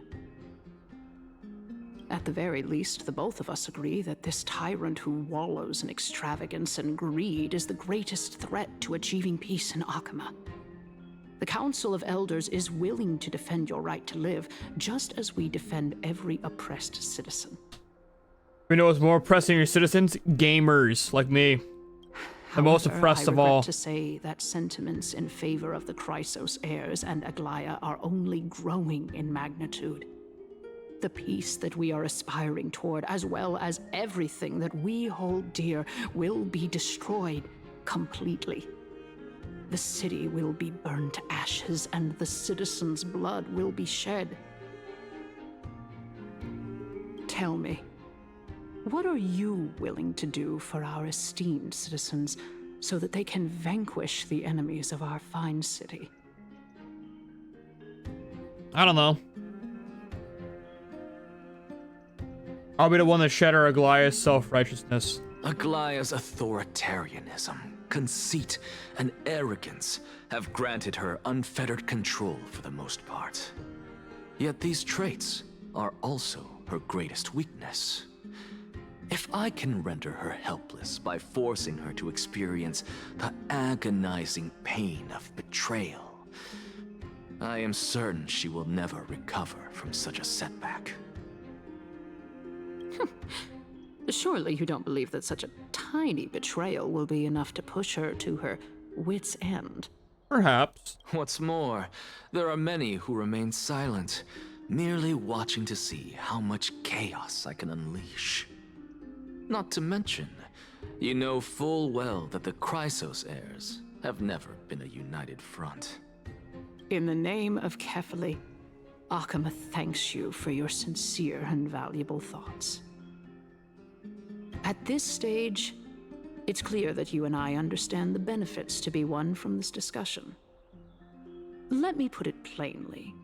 Okay. The Council of Elders has always been renowned for its fairness, and that fairness is built on a foundation of sincerity. Does this bitch get to the fucking point? The Council of Elders has vowed to all citizens of Akaba that it will always remain loyal to them. As for you, my lord, how will you guarantee that you will be able to live up to such earnestness and will not betray Akama's indomitable citizens when the opportunity presents itself? Just as you now betray Aglaya when it suits you. Absurd. My loyalty is unquestionable. Surely you jest. My loyalty does not need to be proven. The fact that the Council of Elders is asking for proof of my loyalty is itself akin to a form of betrayal. Bro. I am incredibly honored to have witnessed the both of you bury the hatchet in a civilized manner. However, I am afraid that I must interrupt for a brief moment. As the Theoros, I have observed the following. Lady Aglaya, the Goldweaver, is currently on her way to Dawncloud. Cool. Oh. Well, I do believe that we might have a slight overabundance of guests today. Feeling dissatisfied, Lady Kindness? Despite the Council of Elders' lofty residence on Dawncloud, it must still tolerate the whims of the Chrysos heirs. So you were holding back just now. Seems like you are better at playing this game than I. In any case, I'm glad that she's arriving here. So tell me, Anaxagoras, now that you're an ally of mine, if Aglaya were to demand that I hand you over, what should I do? Guess your pants? I don't know. Actually, are you even wearing pants? You can do as she says. Tell her that the Council of Elders merely wished to chat with me and had no intention of offending her. However, by doing so, the authority of the Council of Elders will be as thin as papyrus that has been soaked in blood. Not only can it be destroyed at the slightest touch, but the Council will also lose possession of a valuable core flame. True. No, more like 2 core flames. After all, at the next Citizens' Assembly, that young lady who is synonymous with death will also be standing on our side. Castrus. Oh? How can you be sure of that? Is that of importance to you? All you need to know is that I have a plan. In my opinion, you should be more worried about the impending threat. Me? If Aglaya can seize me in full view of the masses today, she could also dismiss the entire Council of Elders in one fell swoop tomorrow. If that happens, the discussion that we've just had will turn into an utter joke instead. Is this the outcome that you wish to see, Lady Kindness? Yes. Fine. I will handle this matter appropriately. But you do best to remember this. Fool the people and karma will be on your tail. I'll overlook it this time, but don't count on there being a next time. I think there'll be a next time, guys. Unless, of course, you crave cruel punishment and consider suffering the perfect state to ponder the true nature of souls. Please punish me, Mommy. Well, what do you know? That happens to be one of my rare talents. We shall see, then. Ah, I've got to say that you've managed to really impress me again. But shouldn't you be going after more? Dying to know what I'm after, hmm? I mean, I'm the reason Titan after all. It is in me to ask and seek answers. Easy there. You'll learn the answer soon enough. I didn't bring it up with her purely because she doesn't have the means to give me what I truly want. It's as they say, onlookers see most clearly. The true masters of Dawncloud have always been the Theoros, who watches over everything. Damn right.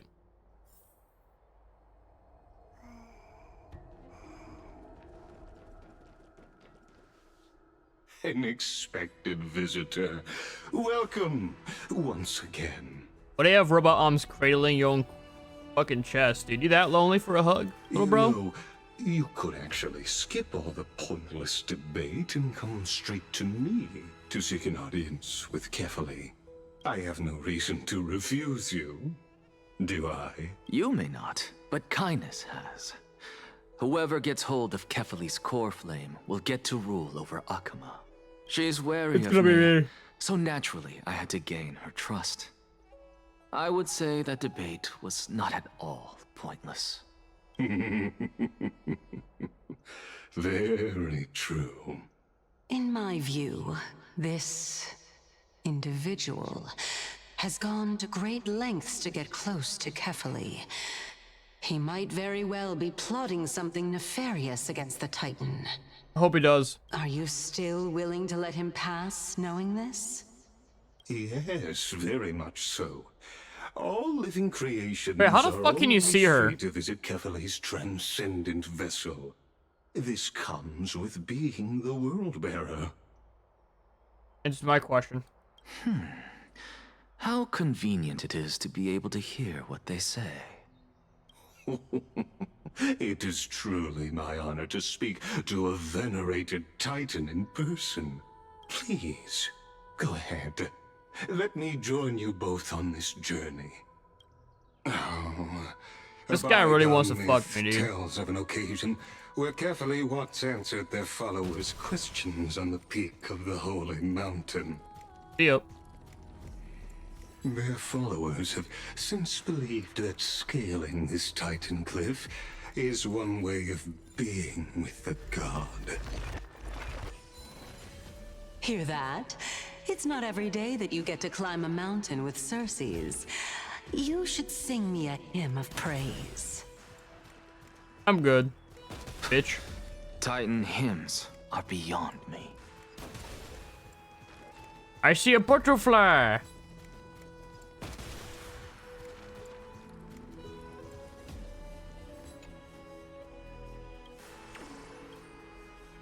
You're mine now, pussa.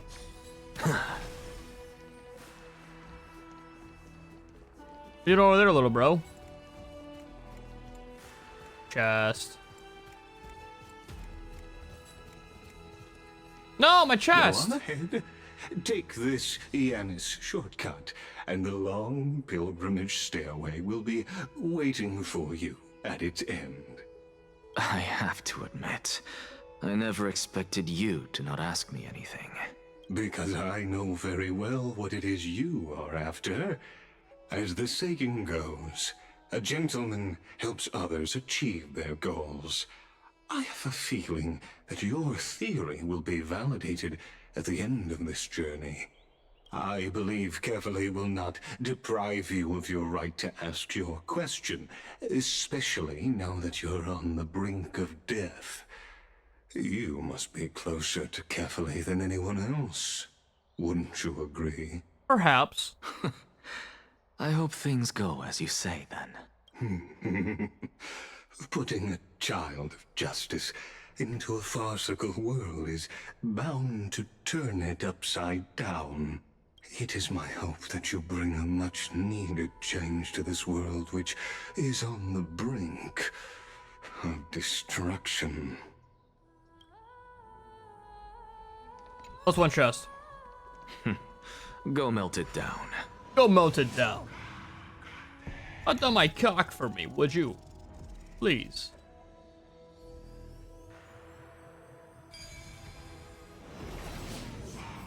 I'm here. Honestly, this is my first time going up to Dawn Cloud's peak. What a splendid view. Isn't it about time you recognize the magnificence of us Titans? Nope. Well, I don't see how this place is different from those temples in the city. All they have are magnificent facades. And even though I've come this far, I'm still doubtful about getting useful clues from him. I must be getting ahead of myself to be expecting to hear something nice from you. Oh? Haven't you been in my head for some time now? It's high time you get used to how I feel about things. All right, we're just a short hike away from Kefali. No time to waste here. He's dying. So the intellectual debate from earlier was too draining for you, huh? If Amphorius gets a new lease on life, you should focus on strengthening your body and stop shirking social interactions. Save your concern. The Titan is in sight. Can you make it? Nope. Why? Are you going to carry me up if I were to fall now? Yep. I know how far I can go, so just hold your tongue and come along. Fine then. I guess I won't say any more. I'll just wait till your soul dissipates completely to gain control over your body. Wait. Who is that? Circes? Hey, look at that. Huh? What should I be looking at? Am I hallucinating? Or do we even get to see souls when we're close to dying? Why does this bitch want to take over my body? This mighty rude of her. On jaw. Kitty.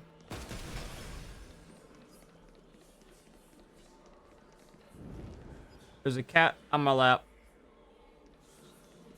She wants attention. Okay. Oh? Why didn't you bring your favorite spear with you on this trip, Nias? Nias. Nias. I know I've heard this name somewhere.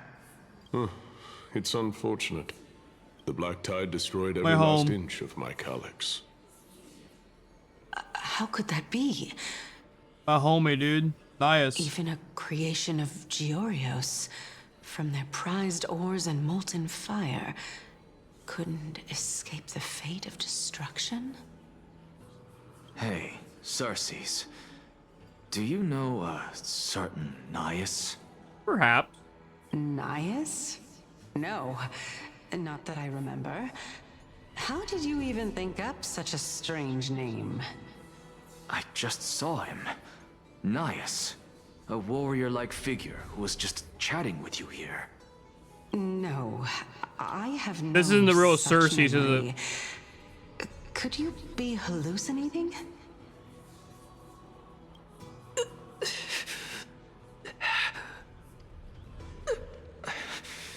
This is a departed spirit.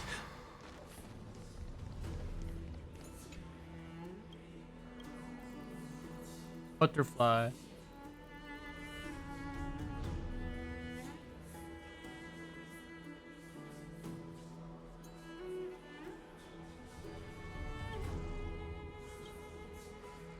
Bro.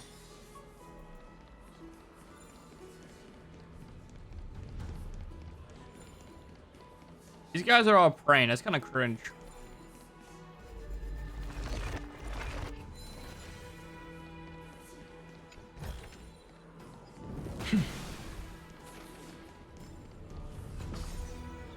I ascend.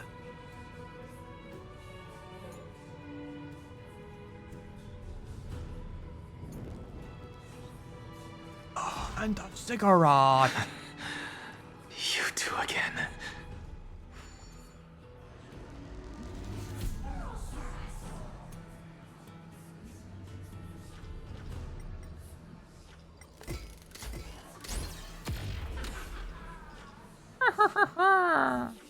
Ho ho ho.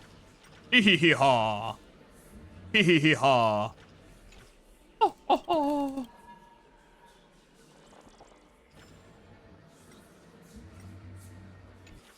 Hey man. That's big, dude. There's gotta be coins here, right?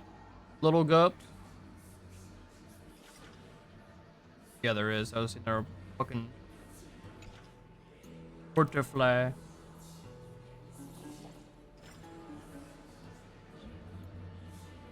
Coin. What on a thief? Oh, brother, dude.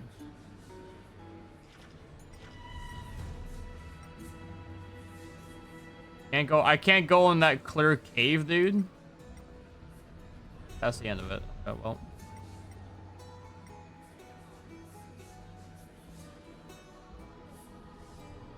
Kitty, I'm gaming right now. I can't pet you.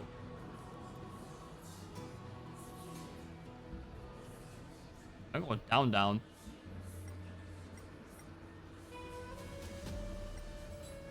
Hey, these invisible walls are pissing me off now, bro.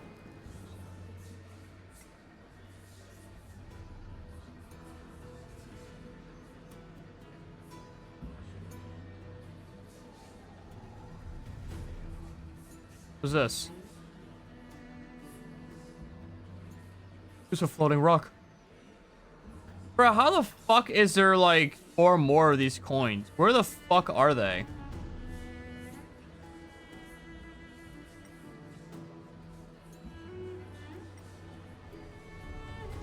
Plus 1 coin.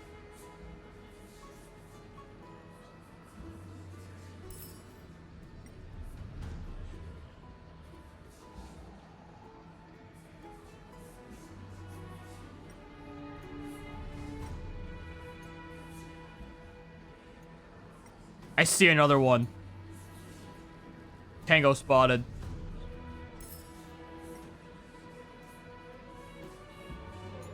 Tango all the way back, aren't they? Aren't they?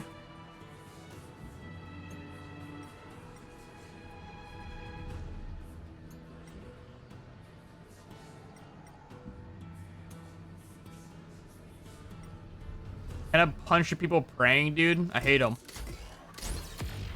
Oh.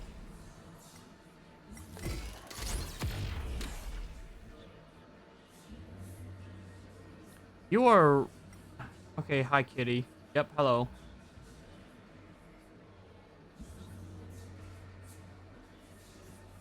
There we go.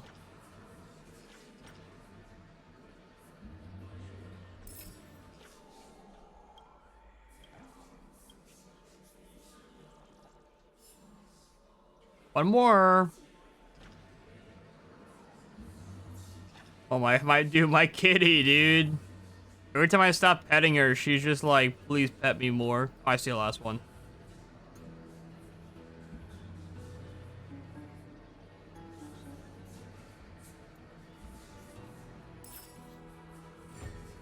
Yippee! You two again. My Enough chest! about me. Did Kaos ever reply to you? Well, regrettably.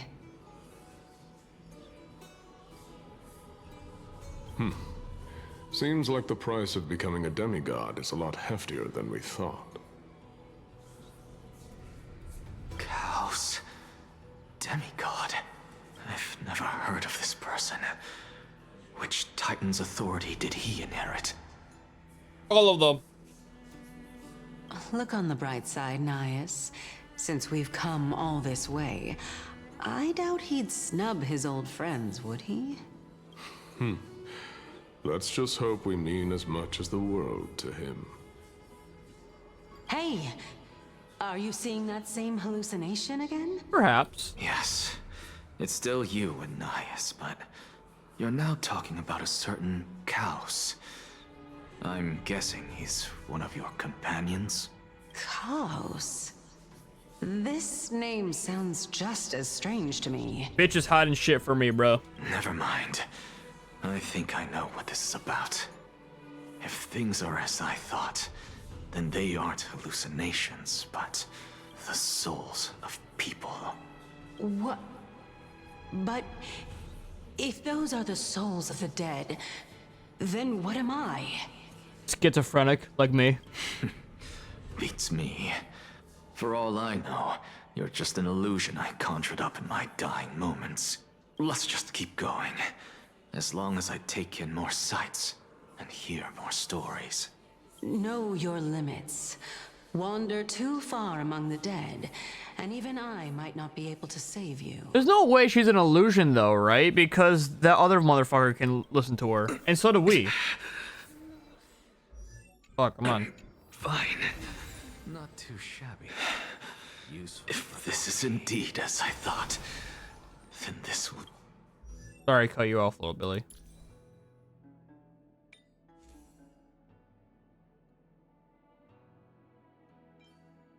Always defense. Very amusing. Treasure of Hell. Go melt it down. Puzzle of Hell.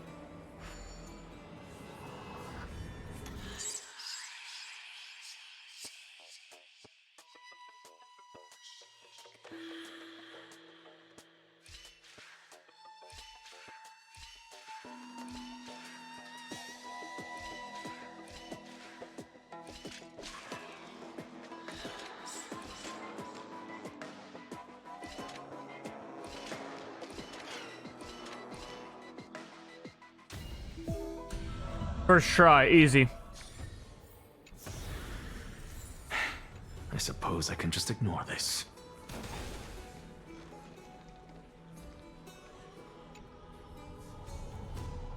Offer a prayer. No one listen to me. So... Can you keep going? Can you keep Of going? course. I'm just... If I knew we had to climb a mountain, I wouldn't have come along with you. I guess this also counts as one aspect of the world-bearing burden. If Amphorius does have a next life, you may want to get your body in shape. Keep your sarcasm to yourself. I'm not getting anything of value from them. I would sooner throw myself off this cliff and hit rock bottom than exercise even a little. That bitch. I am Calypso of the eminent Seven Sages, after all. Training would make me no different from those Helcalithist barbarians. Calypso. She's one of the Seven Sages. A member of the Grove?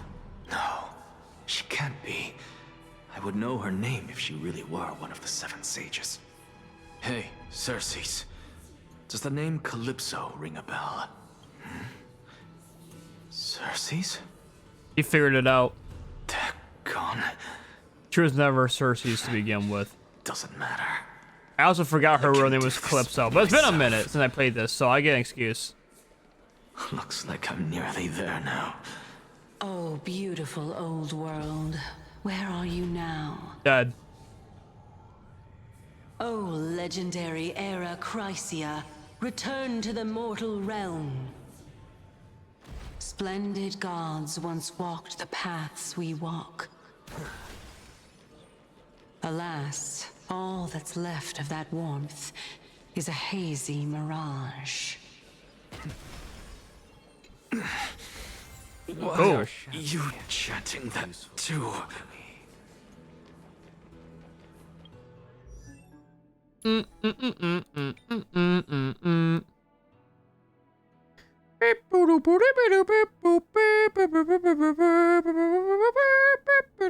I already passed this shit, didn't I? I did. Defense again, man. What the fuck?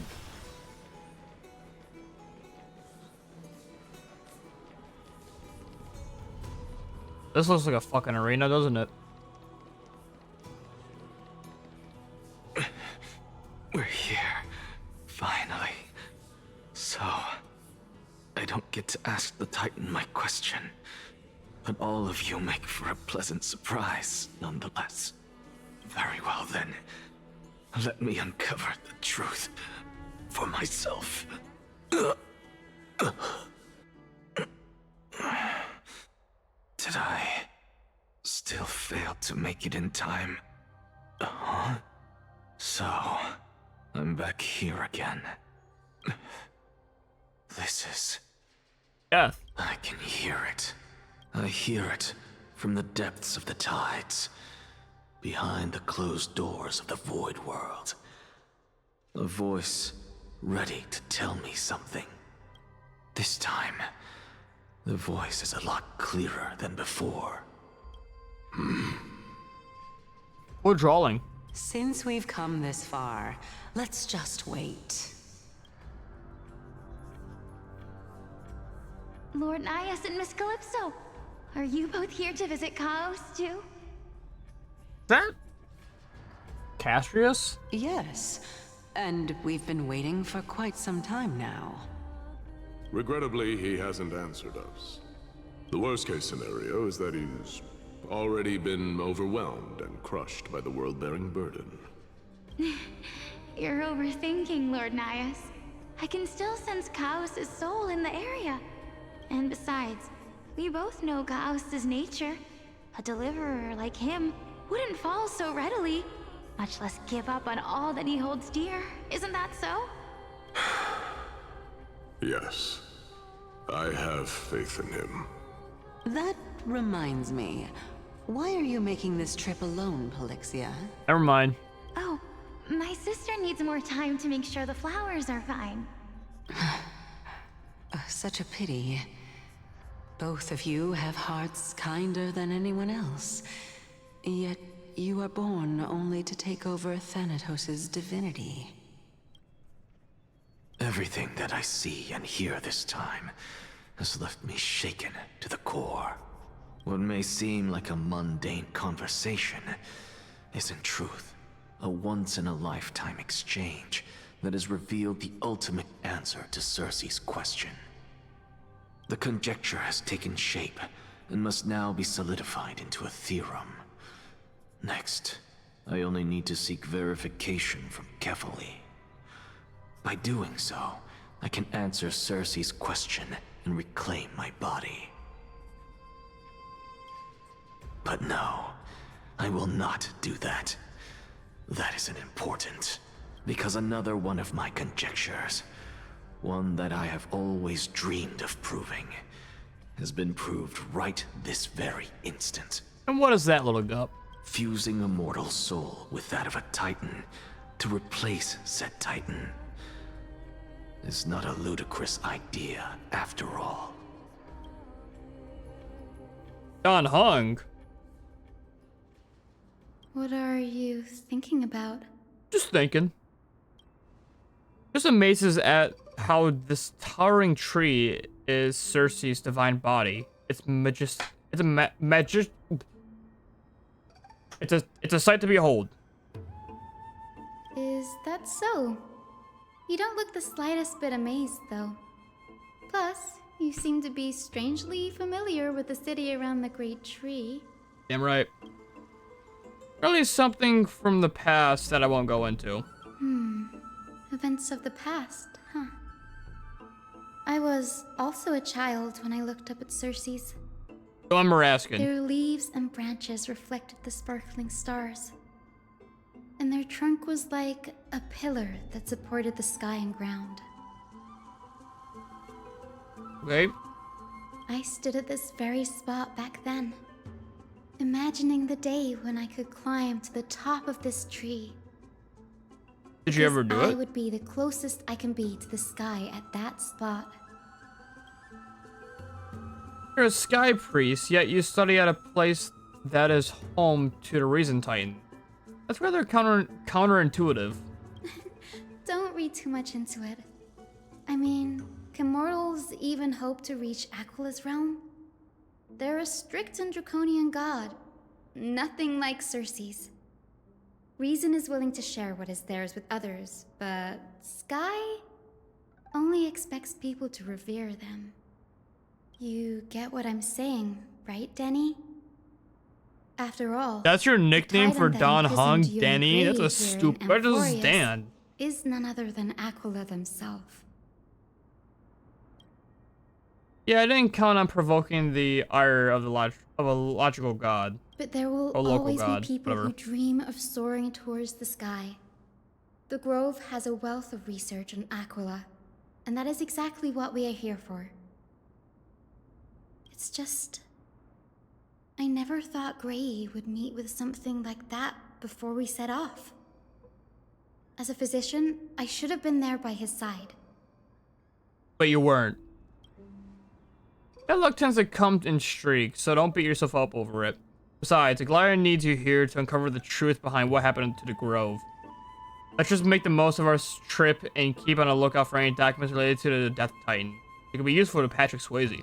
Yeah, there's no rest for the weary, huh? It's rest for the wicked. In any case, what we're looking for could be anywhere in this enormous grove.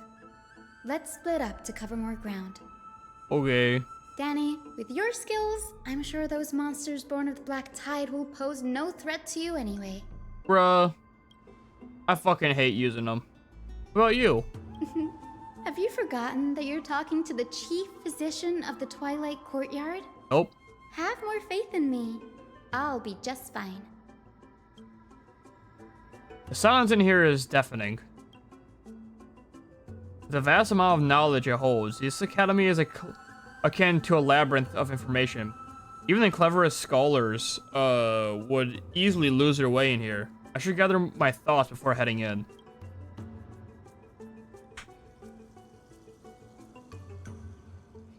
Arrow, listen to them all. In myths, Eclair the Titan who reigns over the domain of the sky, colossal bird that overlooks the world beneath, whatever. Okay. Ison forbears of or pre. Okay, no, I don't really care anymore. Plants are common topic of discussion. Do do do do do do do.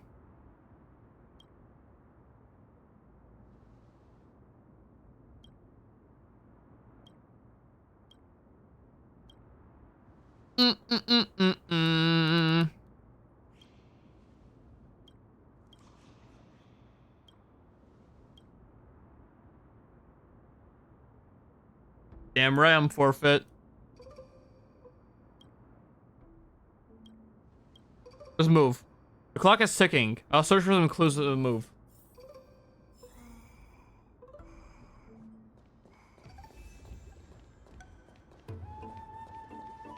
Bitch, I am not using Dan Hong. You can't even make me use that bitch. Willingly. You just can't. I'm sorry. Dan Hong is like the worst. What am I doing? Is he at least on level? He is. I fucking hate Dan Hong, dude. Have I gotten everything from here? I have.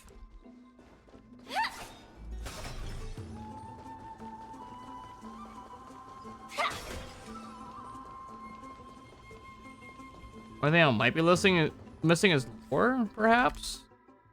Maybe?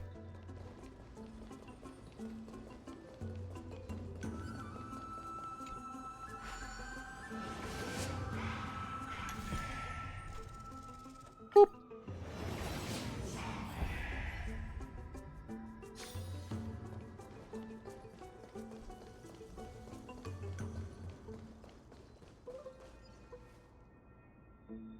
Black monsters are twisted in form, and their life has turned to ash together with their souls.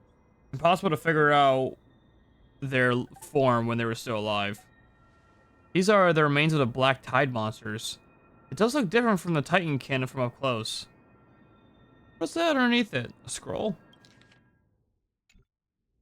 As expected, the Grove doesn't forbid discussions about the sky. It's a debate between two scholars about the sky ships.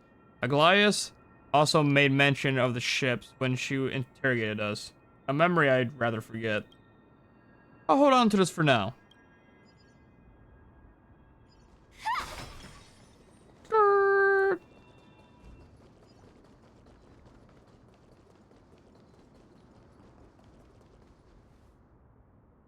The Hyacinth? Why is she surrounded by so many monsters? Really now? This is way more trouble than I could have asked for. Need a hand? Or you could sit back and watch. I can't tell if you're serious or not. But being hard to read isn't without its perks, I suppose. I'm kidding, Danny. Lend me a hand, pretty please. All right. You're just letting us talk, bro. Stand in position. Attack!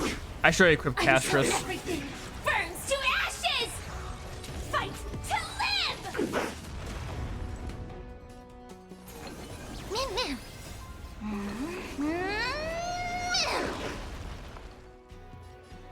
Resonate all together. Me. Firefly Type 4 in position. Set the Die. seas ablaze! Immerse yourself in it. Yeah. Are you not dead, little gup? The truth. Everything in this world. Oh wait, It's it's gotta be lore accurate. I'm sorry, it can't be 2 times speed. That's right. Recalibrating. This I shall set the seas ablaze. Immerse yourself in it. Time to cleanse the filth. Wouldn't you agree? Me.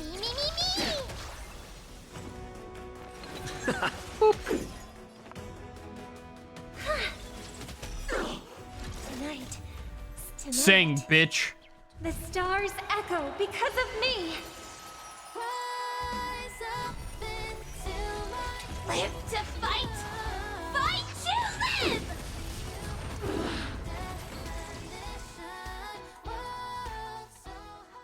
This place is practically in ruins. What happened? There shouldn't be this many monsters.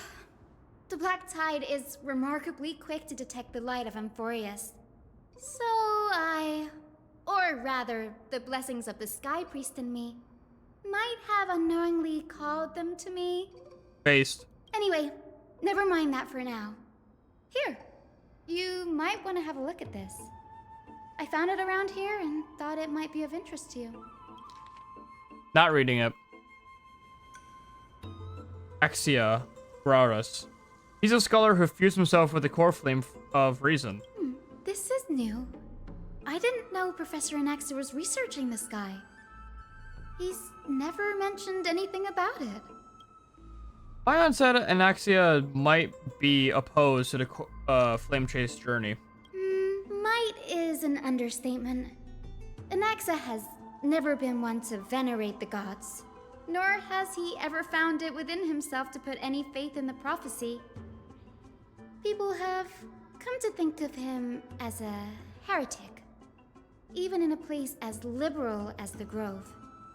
Yet, it is also this very blasphemer that Cersei's favors. Fate sure works in mysterious ways. Damn right it does. I picked up the scroll on the way here too. It looks like it may be related to the one you're holding. Oh? Let me have a look. Hyacinth combines both the records together. By the looks of them, these scrolls are records of two conversations that took place in the same setting, one after the other.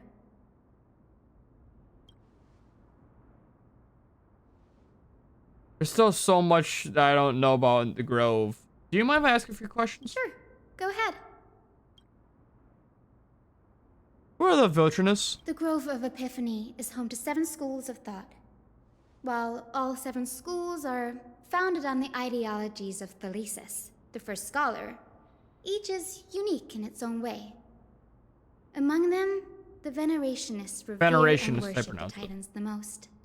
As the sage of the Venerationists, Euthyphro has always been at loggerheads with Anaxa. If we were to place the 7 sages on the scales of Talanton, Anaxa and Euthyphro would be placed on opposite sides to achieve balance. Very illustrated explanation. Thank you. Was it a mistake to build the skyships?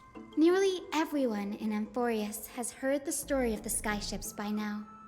Aquila's stature is loftier than the heavens. No, it's and not. their divine retribution is merciless. That's why it's no use building giant skyfaring ships. Oh, but I do wonder if a supercharged mini Treevy cannon could slip past their watch. That was a joke, right? What is Axion's field of study? Newsporists primarily study the application of alchemy in soul repair. Everyone considers Anaxa a blasphemer, but that has never stopped him from sharing his ideas, no matter how taboo. If you must say that he's hiding something, then it's likely what lies beneath his eye patch. I don't have any more questions. Anaxa often says that every failure brings us one step closer to the truth. Perhaps, to him, the crash of the skyship carries a different interpretation. Perhaps. The firmament is not impenetrable. On the contrary, it was precisely because the skyship represented the first step toward breaking free from the shackles of the earth that it provoked the wrath of the Sky Titan and brought divine punishment upon itself. It's a shame that the majority of the Grove's research on Aquila was headed by the Venerationists, with sacrificial rituals making up a predominant part of their findings. Discourse about more esoteric subject matters in relation to Aquila dwindled even further after the skyship incident. Okay. So much so that even the scroll is completely new to me. Don't worry about it. We'll just collect everything we can. Everything we can find on the Titans for now. There's something else that caught my attention though. This says Anaxia is conducting secret experiments of some sort. That's what I'd like to know. What are these experiments he's involved in? Sex Even slaves. I, the assistant lecturer, know next to nothing about them. I have a bad feeling about this. You said the Obi-Wan line, dude. What happened at the Grove? She said the Obi-Wan Jablomi line, bruh. I'm gonna make a, man. I wanna make a new team. Oh, I can't. Okay, well, we're just gonna make a team real quick then. You. Do not you. worry. My curse is a blessing on the battlefield. Honestly, we probably just keep these two supports. I never really ever tried to cash this out. Let's do that. Emerge from your cocoon.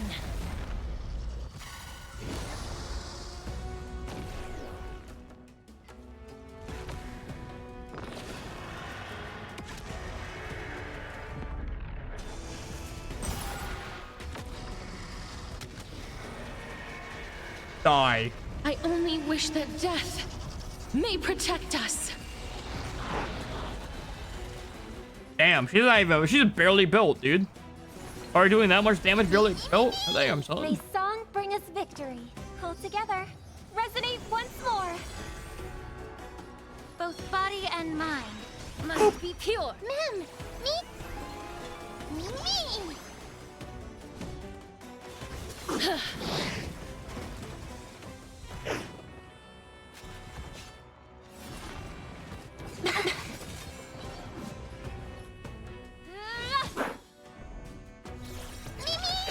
Die.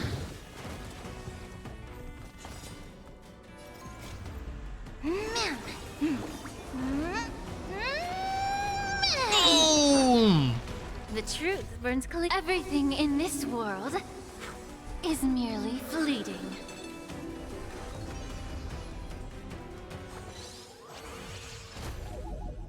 Please allow me to purge the root of this. Oh, a weakness.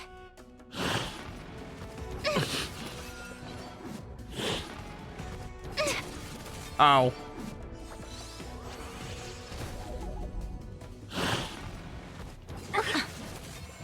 Hit me again, bitch. Your funeral. Life is not as fragile. I grant you this, as you wish. Embrace new life, Pollux.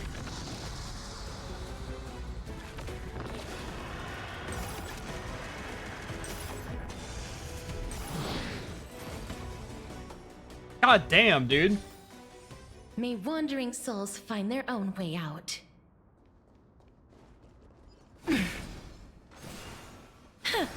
Her scythe is so fucking cool.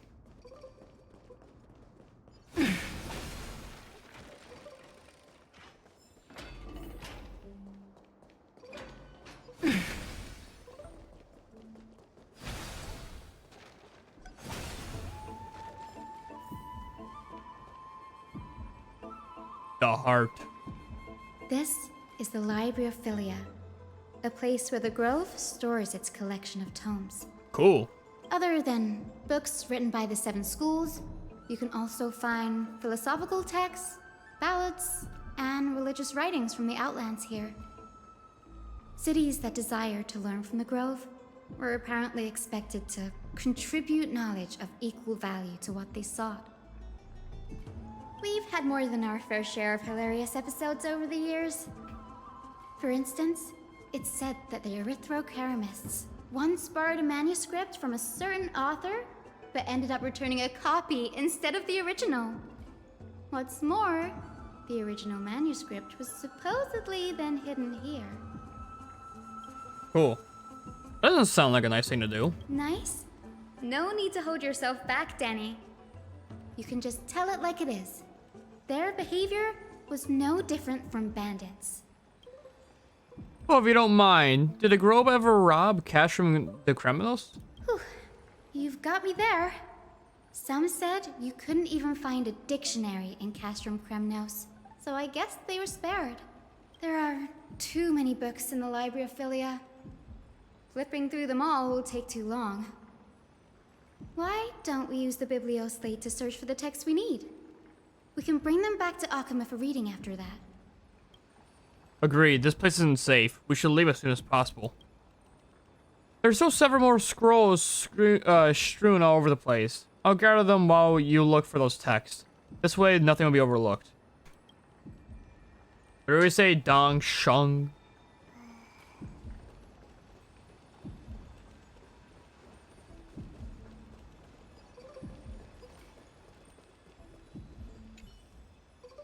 A record of many research topics Castrius scholar has applied for. The replies from the school sage about these topics. 1. A discovery that many mythical beasts renowned for their longevity actually resides in areas with poorly managed birth and death records for such creatures. Permissions to research. Reply. Lacks research significance, not approved. Topic 2. An observation of real plants within the grove imitating the growth patterns of nearby white dryads. Permission to research topic. Replied. Falls under domain of the Lotophagisting school, not approved. Topic 3. Investigating the feasibility of placing flying birds into rocket tubes to guide the directions above the rocket flight. Permission to research. Replied. Too fanciful, not approved. God damn it. These subsequent topics grew increasingly intellect, yet the outcome of the replies remained unchanged. Impressive tenacity. I hope it helps him survive the Black Tide.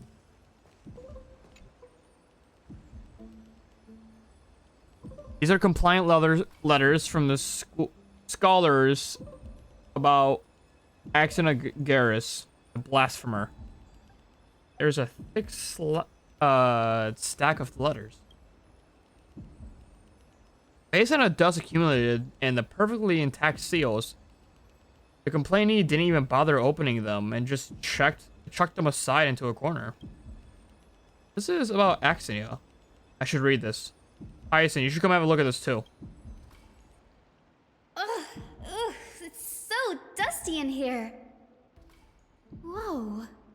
Are these all complaints about him? Perhaps. I can already see what they must have written. Anaxa has no respect for the gods.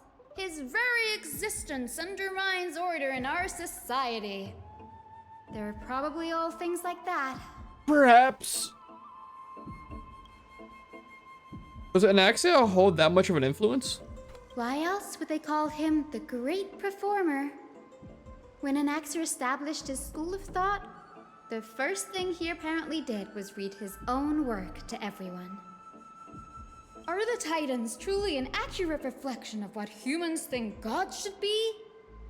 Worlds created by gods are indubitably perfect, but what of Amphorius? Only foolishness and insensitivity everywhere you turn. An uncanny impersonation. What happened after? They marched him straight to the seat of judgment before he could finish. Though what he took on in the end was more of a debate than an actual trial. He had to address every one of the scholar's allegations, or face expulsion from the grove. The first allegation was... Do you agree that since the Titans created the heavens and earth, so the mountains, rivers, and seas must likewise be their creations? Am I supposed to put myself in an Axionel's shoes and answer that? Yes. As told in myths, the seas and skies and the earths are all, beyond the shadow of a doubt, creations of the Titans. Anaxa would have probably been spared a lot of trouble if he had answered this way. Instead, he quoted past instances of the Flame Chase journey and posited that humans have the potential to take over the divinity of Titans. Needless to say, his critics didn't take kindly to his answer, so they followed up with a second allegation. You claim to be studying souls, yet you are, in fact, defiling them and committing acts condemned by the gods. Do you admit it? No. That's a serious allegation. Did he really do that? Anaxa always wears an eye patch, never removing it, even when alone. Some say he used one of his eyes as an alchemical ingredient. He did. Every being in the world owes their safekeeping to Kithily, and this is even more so for the Chrysos heirs who have divine blood coursing through them. If he has really done something of that nature, then it'd indeed be sacrilegious. Thankfully, they had no way to prove it, so it amounted to nothing more than an allegation in the end. One by one, Anaxa engaged in wars of words against those who would challenge him. Toward the end, a scholar asked him, Anaxagoras, have you any respect for the gods? Nope. It was only after a brief silence that he answered, I have never denied that titans are meant to be noble constructs. But what he didn't say, that the Titans are not noble, rings louder than in this case. Yes. I'm not sure how that controversy was eventually resolved. But what's for certain, at least, is that Anaxa was allowed to stay in the grove where he continued his research, despite being regarded as a heretic. By the way, this stack of complaint letters has reminded me of a place in the grove. We may find clues there that aren't on the teleslate. I'm talking about Anaxa's alchemy lab, hidden between the cornerstones. Okay. Given the Grove's malicious approach to archiving, could there be really such an oversight right under their nose? It's a well-kept secret. Among the 7 sages, excluding the nominal chief sage, each has a private sanctuary where they can conduct research undisturbed in their free time. Even the administrators of the Library of Philia are restricted from accessing those places and documenting the sage's research. But with the grove in this state, I'm sure Anaxa won't be mad even if we sneak into the lab for a short while. Right? And Axis is fucking dying, dude. Who cares? Fuck it, raid as shit. These trees are like a maze.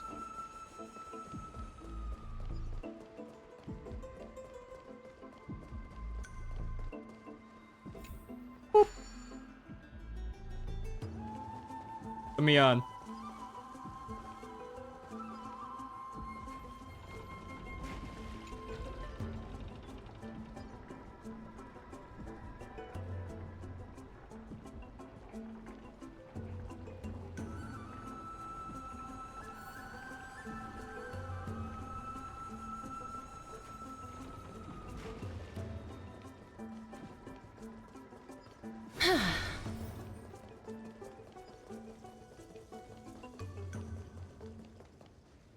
This is the place, but Looks barren, dude. where is everything? Gone, reduced to atoms. Materials for alchemical experiments, matrix diagrams, and even the seal to the lab. They're all gone. Did the Black Tide destroy it all? Yup. No wonder we didn't see any defense mechanisms along the way. Have you ever been here before? No, not even close. Not only are alchemy experiments high-risk activities, but Professor Anaxa also has a penchant for using bizarre materials. Students often saw him walk in looking right as rain, but come out covered in soot with his hair singed. Naturally, no one dared to come near this place. Huh? That bookshelf over there seems to be the only thing still intact. The continuation of the plot, perhaps? Let's find out. Die. Oh, the fuck.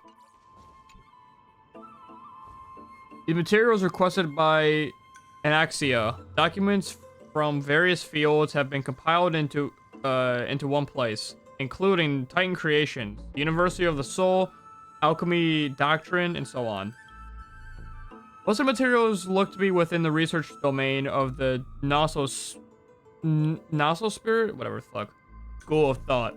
However, a document titled "A Study on the Chrysos Heir's Background" is mixed within. Not reading that shit. What's going on? Anaxa is conducting research on our friends in Alchema and me? Probably should have read that. This journal contains several intriguing points. From the Abyss of Fate to Castle of the Criminals, I've seen many a Titan creations during my time in Amphorius. Lifeforms created by Circes can also be found in the Grove. But fusing them with human souls through alchemical means, I can't even begin to imagine. Anaxia seems to hold a special interest in the divinity coursing through the Chrysos Heir's veins, And he's even conducted a thorough investigation into the hero's background. It wouldn't have been so strange if he had focused only on Cassie, given her own curiosity about her origins. Plus, considering that the new sporists have crafted omnipotent medicines capable of curing diseases, it also makes sense that he would conduct research on immortal Chrysos heirs. But now, it seems Anax's objective was never to create medicine, but to identify the origin of the golden blood and figure out its inner workings. Neat. Though, through alchemy, Anaxia aims to refine the golden blood in the Chrysos heirs to a degree of purity equal to divinity. This must be what he means by close to true purity, but treating both Titan creation and human body as materials to be used in alchemy experiments? That's rather extreme. Danny, look at this. I have a bad feeling about this. You said the Obi-Wan line again! Okay, this one I'll read. The previous approach has flaws. Fusing human souls with Titan creation does not purify golden blood. Even pure Titan creations are contained to the Chrysos heirs' golden blood. Soul fusion between humans and creations merely repair impurities of the soul or maintain a connection to dying souls. While creation myths tell us that the Chrysos heirs and other creations were all made by Titans, their nature differs fundamentally. The Titans' creations are no intermediate productions of an alchemic process, and the Chrysos heirs are closer to the Titans than the creations. In other words, I should have not considered Titan creations equal to Chrysos heirs. The hypothesis I should focus on is one pointed towards the Titans themselves. Such rare chances to study Titans demand a meticulous selection of research subjects. Living Titans prove impossible to restrain, and dead Titans offer no insight worth pursuing. But dying Titans, they are the perfect research subjects. Only by understanding the fundamentals of creation can we ensure perfection at the moment of everyone's birth. I don't know why I thought of something else. Though my own hands, I will melt a Titan and reach the true essence of the soul. My biggest fear. It's come true. After going through his notes, I think I can piece it all together now. Anaxa was carrying out experiments on soul transmutation. That's so hype. You mean he's trying to reconstruct human souls alchemy? Yes, this is what he was secretly conducting research on. Something he had to keep hidden from others. Compared to his public speeches, this is the real blasphemy. Oh, I just thought of something. Why are you smiling when you sound so concerned? What's wrong? Do you remember when the Black Tide was approaching? Nope. The Grove had planned to send Cersei's core flame to a safe place.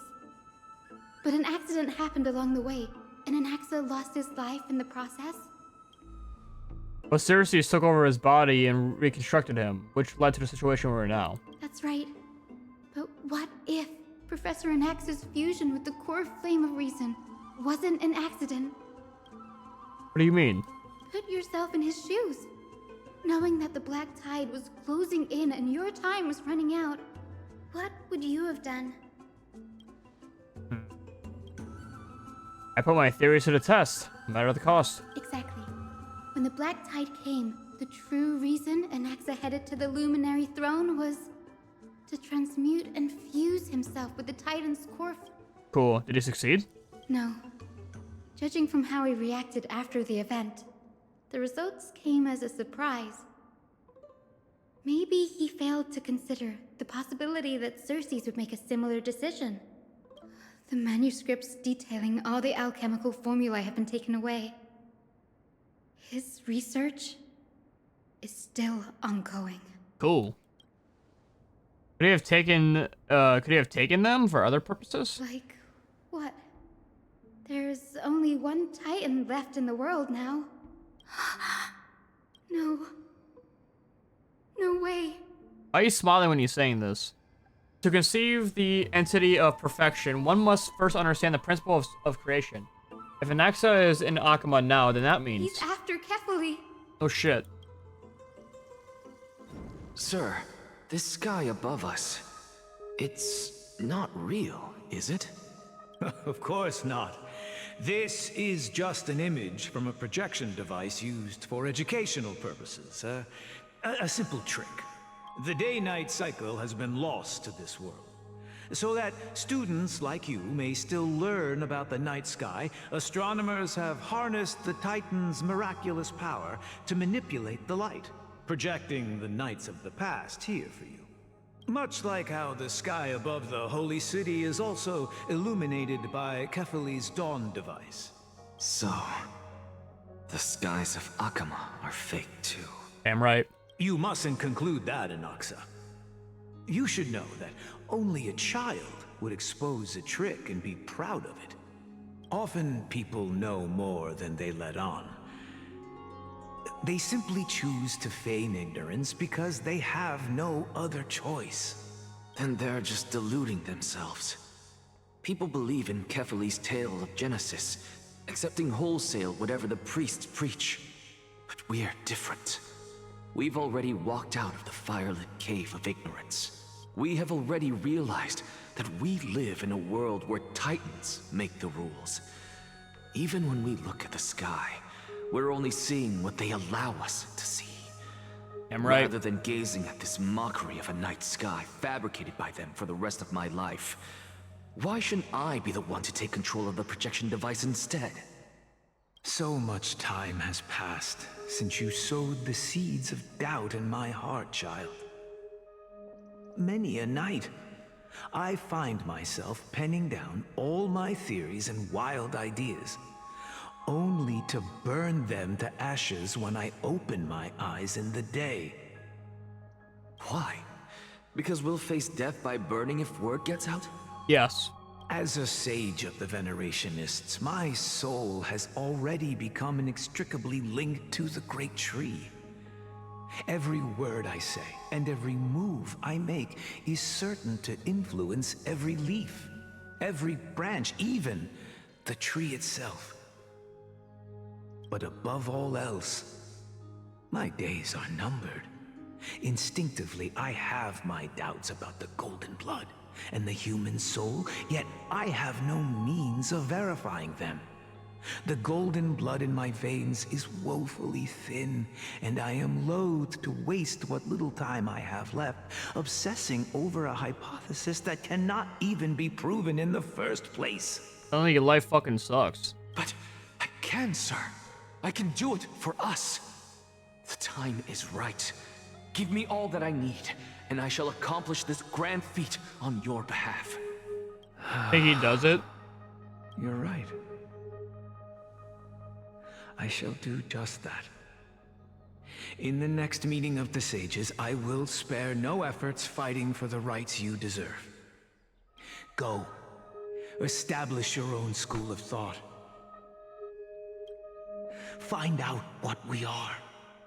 Become the one who conquers the ultimate truths of the world. Sure. I'll do that. Child of humanity. You didn't go to such lengths for an audience with Kefali. Just ask him a few questions, did you?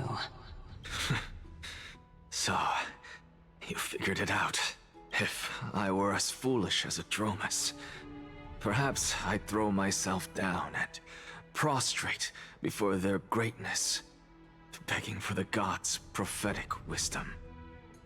Well, sorry to disappoint, but I'm no Dromus. Alas, I am a human. You're a human? Standing tall on 2 feet. Oh, you're a Possessing dog. both intellect and pride. Before such power, does it make any difference whether you're a human or a Dromus? I'm sure you're familiar with the story of the Styxians. When the raging waves threatened to swallow them, they didn't just give up and become sitting ducks. No. They constructed a dam that kept the roaring tide at bay, chaining down the mad Fagusa. That's a stupid ass name for an ocean titan. Pagusa? They call me a blasphemer. Sounds like a pasta Xerxes. dish. But that doesn't mean I deny the existence of gods. It's just, as I see it, Titans are simply a force that mankind has yet to find a way to tame. Oh? If power that rivals the Titans is what you crave, why not conform to the prophecy and brave the trial? Fair point, actually. Why stop at harnessing the power of the Titans when I can do so much more? The source of life is what I wish to grasp, to understand what makes up the soul, and to learn what we really are.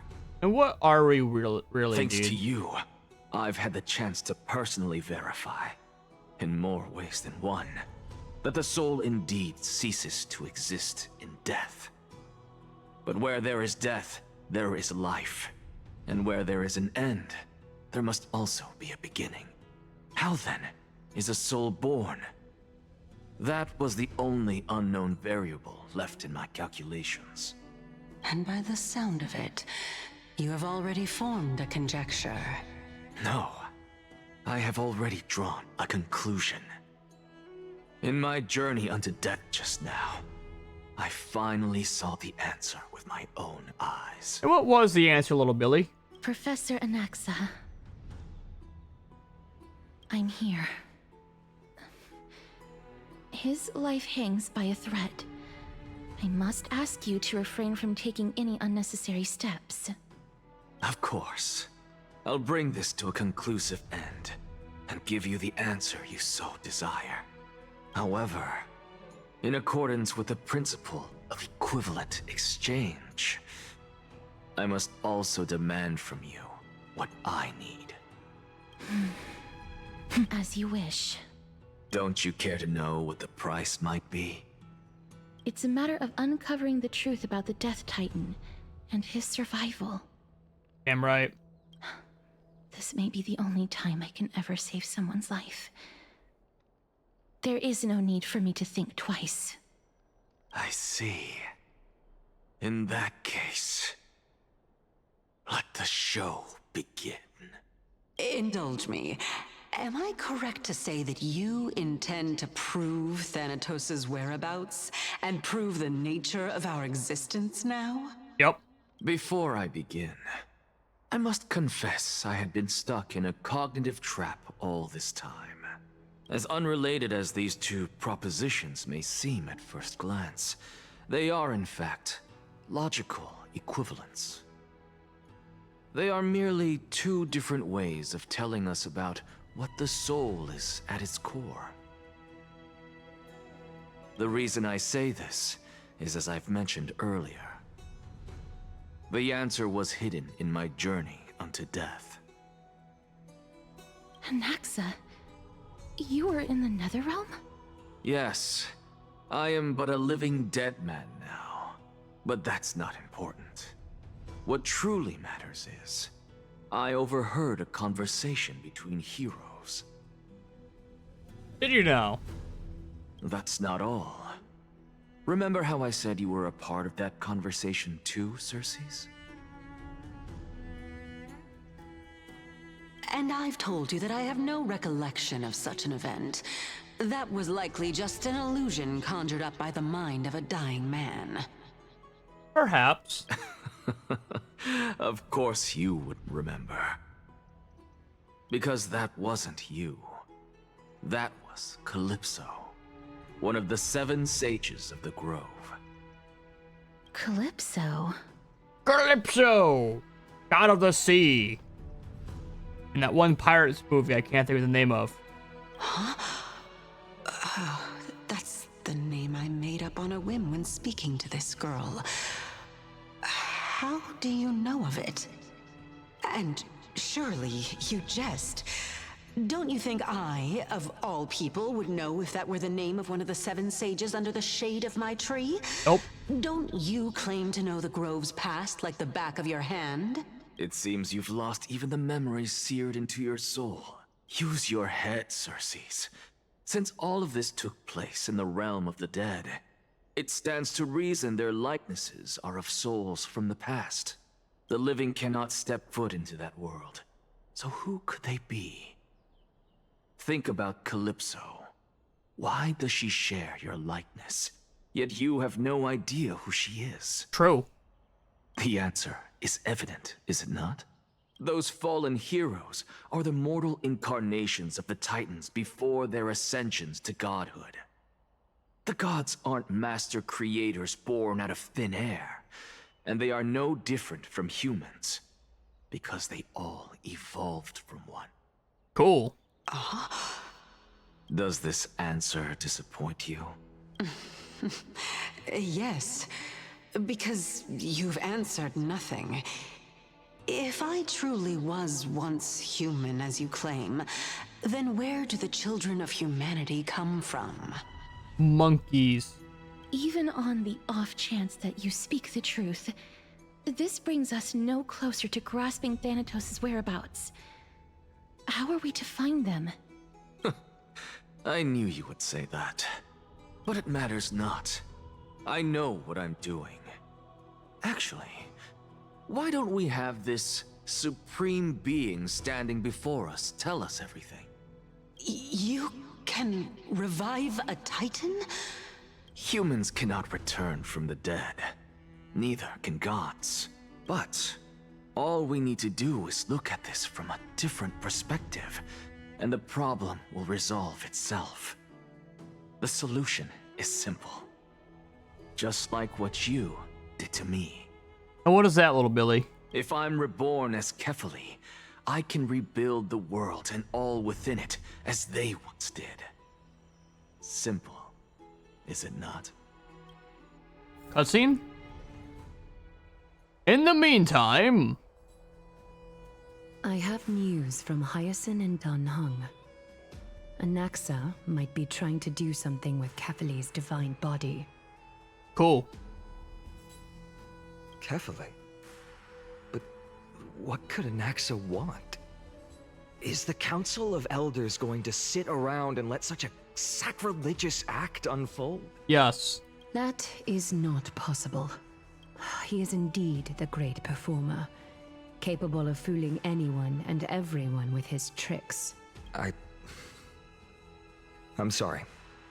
No need for guilt, for this is good news to us. The Council of Elders has found themselves a traitorous ally. Anaxa's ambitious desires will be something we can exploit. What we should be doing now is to keep our eyes peeled for whichever trickery Kainis is up to, and react accordingly to thwart her plans. Being Akima's political center, the Demigod Council holds just as much significance as the Vortex of Genesis. Someday, after my duty is over, this site will take the place of the battlefield where you hunt gods. Become the next challenge you ought to overcome. That's hype. Can we do that now? Till then, it's best to get used to this place as soon as possible.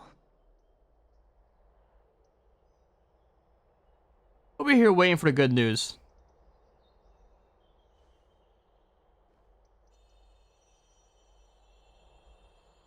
Preposterous!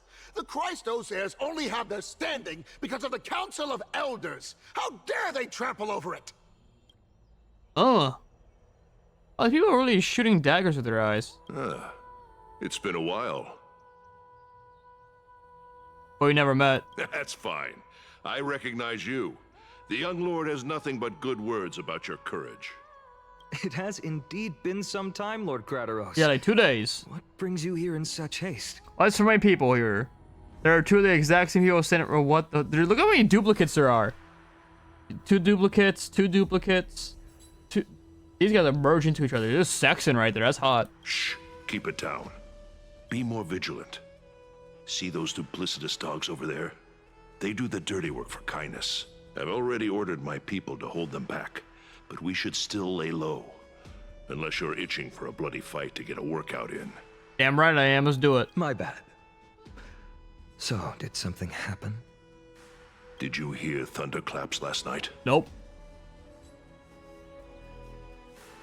Hooray, it's Acheron. Someone's coming to save us. Hacker. What? He's been through a lot lately. Please pardon him. Where's Acheron, Can you dude? Tell us more about these thunderclaps. She weeps for the departed. Did she love Thunderclaps are beacon Castris? signals of strife. They are a message from the young lord. He threw a spear bearing several words at Akama. And then she'd forget who she is. Watch out. The Flame Reaver is back. I guessed as much. We didn't actually kill them back at the Kremnos Arena. I figured this is something you would want to know. We Kremnoans never back down from a fight. So if you plan to take that thing down in a battle, reach out to me anytime. You have my gratitude. I will let Aglaya know about this right away. Remind her to be on her toes while you're at it. That vicious kindness has been unusually active lately. Those lackeys she keeps undercover have been going in and out of the city a lot more frequently these days. Some even seem to be getting Kremnoans to defect to the council. How dare you! Don't place that! Why does the audio sound so bad? It sounds like the audio from Black Flag when you capture like a shark. It's just it just sounds so just scuffed. That's... Looks like you can see it for yourself. We should get back. Thank you for the intel, Lord Crateros. Patrick Swayze at it again, baby. Return to the Demigod console and inform Goliath about things. Okay. Before we do that, yeah, okay. So let's see here. We have that team. We have the Herda team. We got the Acheron team. I want to play Swalhwa with Gallagher, actually. No matter where I am in the future, I will definitely still hear your singing. Follow-up team. Which I'm going to play Swalhwa here. And then here we go. All right. So, new team. Castris. Didn't say a single fucking thing. Patrick Swayze.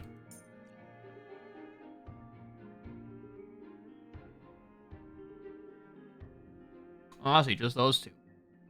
I don't really have any other healers, so we're just gonna put you there for now. With you here, I feel a bit more at ease. And I guess we use Robin. Don't worry.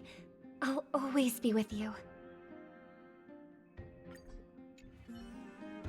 Sick. I'm gonna be right back though. I need to go take a piss. BRB. Ooh, piss time. I'm a pisser, dude.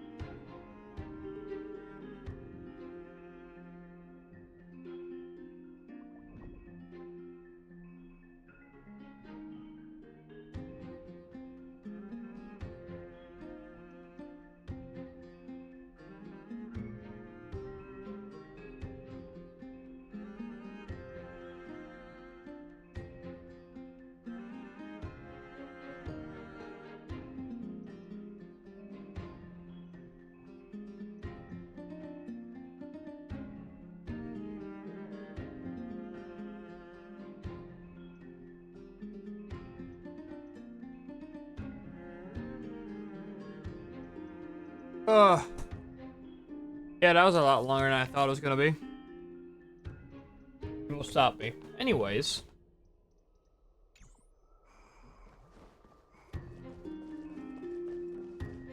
By Catherly into Lenten above, as the Theoros I have observed. He's observed, dude. He's an observer. Aglaya, what happened here? I know about the poisonous fangs of that king snake through the golden threads. In the past, I would be confident about keeping her in check, but I admit I am now unable to do so. What do you mean? It is no longer about eloquence or arguments. I have been a demigod for far too long that I hardly have any humanity left. Before I realized it, I have become no different from these hypocrites, no longer capable of relating to the people. Old bitch. This has come a lot sooner than I expected. But perhaps it is time. I need you to step up, Finan, in order for me to retreat behind the scenes. Yes, this is my duty, but... It is far easier for the Council of Elders to fool many than just fool one person. Their so-called more support is no more than a ruse to distribute power using words instead of lances. There is no glory in winning this debate. But that makes having respect for humans so much more priceless. Out. Finan, you are a Chrysos heir without flaw, capable of relating deeply with humans. I appreciate what you've taught me, Aglaya. I hope we'll live up to your expectations and win this debate.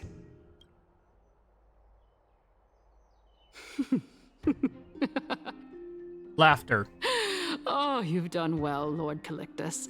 Let me take over and personally close this debate for today. Dearest counselors, let it be known that I sorely miss the blissful times portrayed in lyrical poems. Back then, Amphorius was home to nearly 1,000 cities, each with their own now local it's one. faith, while gods walked the earth and shared close bonds with humans. Yet, in the present, people from all over are forced to leave their homeland to seek refuge in the holy city, where they hope to rest under Kephaly's protection. All of us have long been in the same boat, with no way out of this plight. We didn't have a choice in the past, but now, the Council of Elders brings to the table a new possibility. All I have left is one question for you. Would you rather strive toward the unheard of Era Nova, or return to the prosperous Era Chrysia of our past? Make your choice. Now, which of the two would lead mortals to an ideal future? Me, aboard a Swayze Express.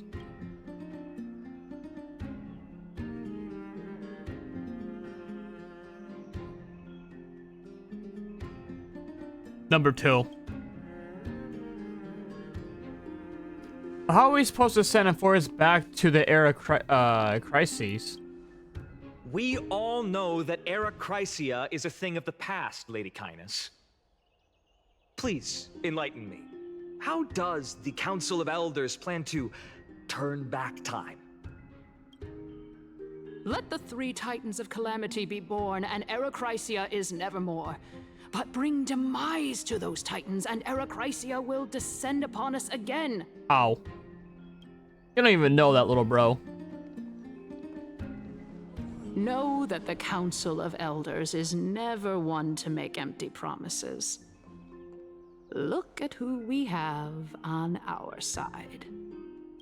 Anaxagoras, one of the Grove's 7 sages, and Castorus, Idonia's goddess of death. With the help of these 2 heroes, I can promise all of you that Era Chrysia will exist once more. Okay. Aren't they Chrysos heirs? they're supporting the Council of Elders instead? It's clear from the start that these heroes do not get along well in their group. All the more proof that Aglaya is unfit to speak on behalf of every Chrysos heir.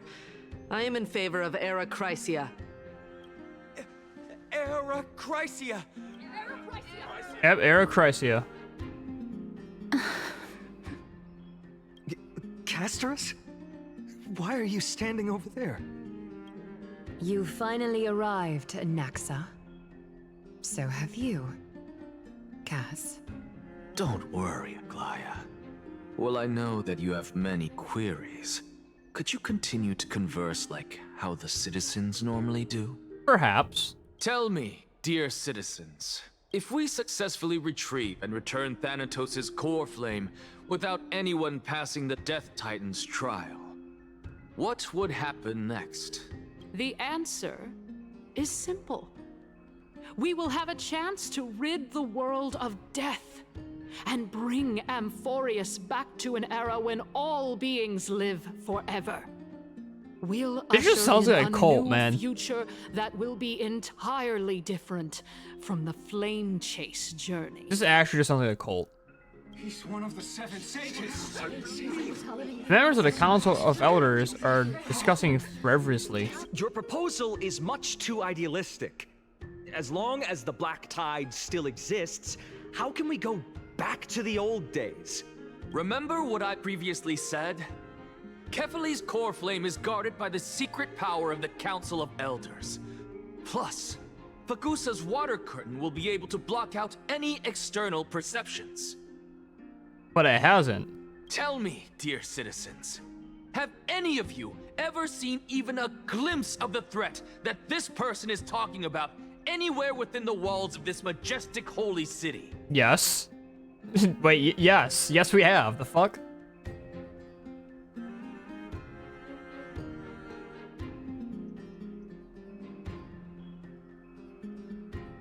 This place will just become a Flame Reaver's target sooner or later. Oh. Could it be that you heard that from the Flame Reaver themselves? Citizens, let's loudly sing the blessed hymn. Oh, beautiful old world, where are you now? Oh, legendary Erechrysia, return to the mortal realm. It's unsettling that everyone always has a smile. No one's like ever grinning. Or just doing just like a regular like stare face. Everyone has a smile, even in like weird times. It's wild to me. After the destruction of the 3 Titans of Calamity, the Flame Chase journey will have to end. Members of the Council of Elders are cheering in excitement. This is bad. The masses are now totally riled up. Anaxa, pray tell.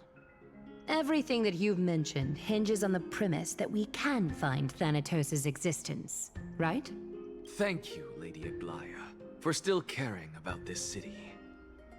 However, dear citizens, we are truly fortunate and blessed. For Castorus, Idonia's goddess of death, will surely find Thanatos under my guidance. Can we ask how? What? With that, I solemnly promise that the core flame Lady Castorus brings back will be personally managed by the Council of Elders.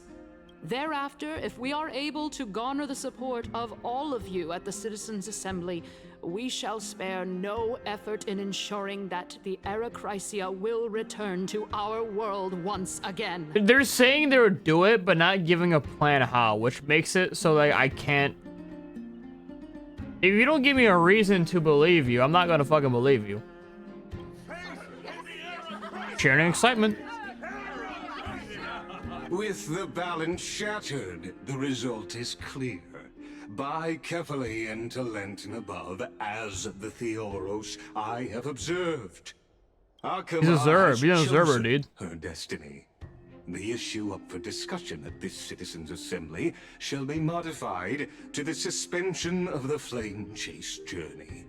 This resolution shall be put up on the Wall of Heroes, such that all citizens are aware of the city's way forward. Cheering excitement. Aglaya, dear Aglaya. What has caused your heart to soften? You also don't seem to be as quick-witted as before. Wag your tongue as much as you like. Since the flame chase journey has been preordained by the prophecy, our failure has never been on the cards. Well then, I guess we'll find out if that's true at the Citizens' Assembly. Nice announces the conclusion of the debate and the attendees part ways. Asterisk, what's going on? I'm you. Oh, hold up, wait. I'm me. Well, it seems that when I sent you to look for Anaxa, I unintentionally facilitated your partnership with him instead. My apologies, everyone. I know that you have many questions to ask me. I will answer them to the best of my knowledge. In that case, please tell us as much as you can. Oh no, I'm not ready. What happened when you went look for Anaxia? In actuality, he showed me a past that was both long and heavy. The reason I say this is as I've mentioned earlier. The answer was hidden in my journey unto death. Anaxa, you were in the Netherrealm? Yes, I am but a living dead man now. But that's not important. What truly matters is, I overheard a conversation between heroes. Asterisk. Have you heard of this tale before? A tale about the ocean god's treasured pearl, our hometown. It was a seaside town which enjoyed the ocean breeze and glorious, peaceful times, thanks to the wisdom of its ruling queen. Until one day, an evil dragon descended upon the town. Its wings were large enough to blot out the sun, while its claws were sharp enough to rip the waves apart. That's hot. It barged into the tall tower and devoured the queen's beloved daughter. It even settled itself in her bedroom, like a tyrant king. The queen assembled 300 warriors who managed to subdue the evil dragon by chaining it up. However, when the queen slit open the dragon's belly, she realized that the princess had long since been digested, and all that was left of her was a pile of bones. Devastated, the queen wept for several days. It was then that a devious, smooth-talking scholar arrived at the palace and suggested that the princess could be revived through the use of dragon bone and dragon blood. That liar called this process the secret art of alchemy. The princess was reborn. The queen was overjoyed, blissfully unaware that the evil dragon's soul still lurked within the princess's body. As revenge, the evil dragon swallowed the poor queen, the glib liar, the courageous warriors, and all of the town's innocent civilians in a single gulp. Cool. Worse still, the souls of the deceased refused entry to the Netherrealm because they were filled with regret. Forced to roam the mortal realm, these resentful souls ultimately converged into a river of souls that would not retreat for a long time. So basically just purgatory. Got it. The terrifying death had consumed all. Thereafter, our hometown fell into ruin as well. Until? Actually, I don't know what happened next either. Oh, my... This bitch is in a wheelchair. You still like to whet people's appetites even after all this time, Pelixia. So, according to your story, this is how I used to look? It's practically a mirror image. And yet, what exactly is this? A miracle that I created with alchemy. As for what it is and how I was able to accomplish it, I'll keep the answers to myself for now. You don't have an answer, bitch. Oh, my goodness. Is this cliffhanger really necessary? Quiet, Titan. Continue to enjoy this splendid play, and the truth will naturally reveal itself. Dragon, huh? I've heard this legend before. In that case, what do you think of it? I think that this so-called alchemy was a tenuous analogy added to the story by future generations. After all, you've never heard of a tradition of alchemy in your hometown before, have you? Indeed. Before I left home to pursue my education, I never even knew that anybody was looking into this area of study. Therefore, we can just treat this tale as a fable told to young children. A fable, you say? If so, what moral is it trying to impart to the kids? Nothing. I guess it might be the concept of equivalent exchange? Oh? I thought the moral might be closer to something like honor the dead. Huh. What? At a loss for words? Damn right. No, I merely realized that we're both thinking of the same principle. If life is priceless, then there is hardly anything else in this world that is of equal weight to it, right? Indeed. As expected of the wisest scholar in the land. You flatter me. Why don't I ask you a question as well, as a form of equivalent exchange? Of course. What is your question? Why are you in that wheelchair? If I imparted Are my you a knowledge paraplegic? of the art of alchemy to you, would you use it to resurrect someone you loved? What?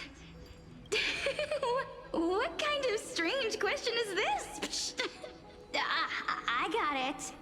You're just trying to get me to tell you whether I like anyone, right? Let's just leave it at that. That was rude of me. Yes, I would. Oh?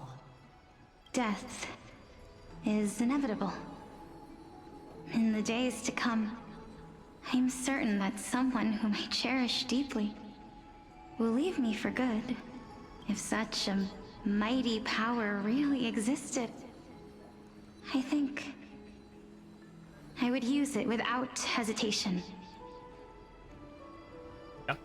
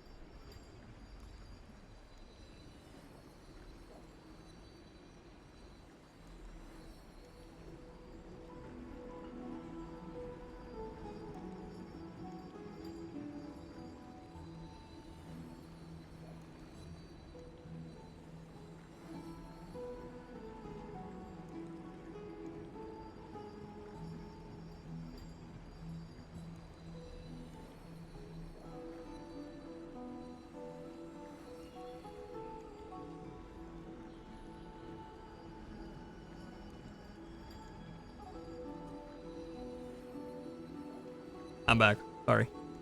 Continue. After all, you, me, and the rest will all have to face that fateful moment eventually. My time is finally here. However, perhaps because of my firm belief in the immeasurable value of life,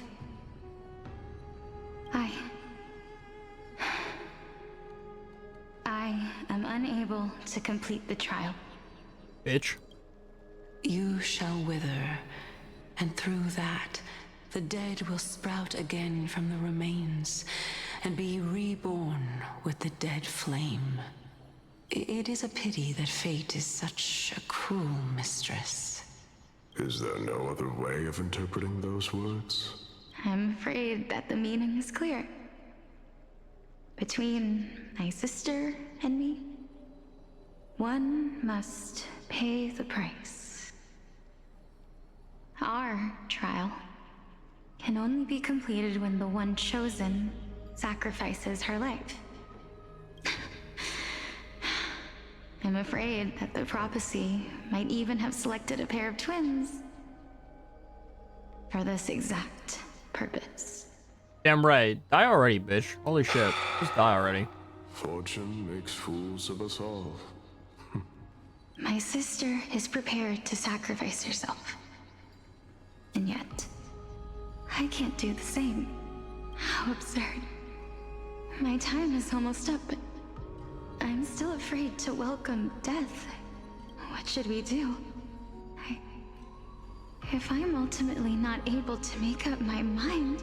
Since Chaos is willing to guide all of us and leave this trial to the end, there is still plenty of time for you to ponder. That's right.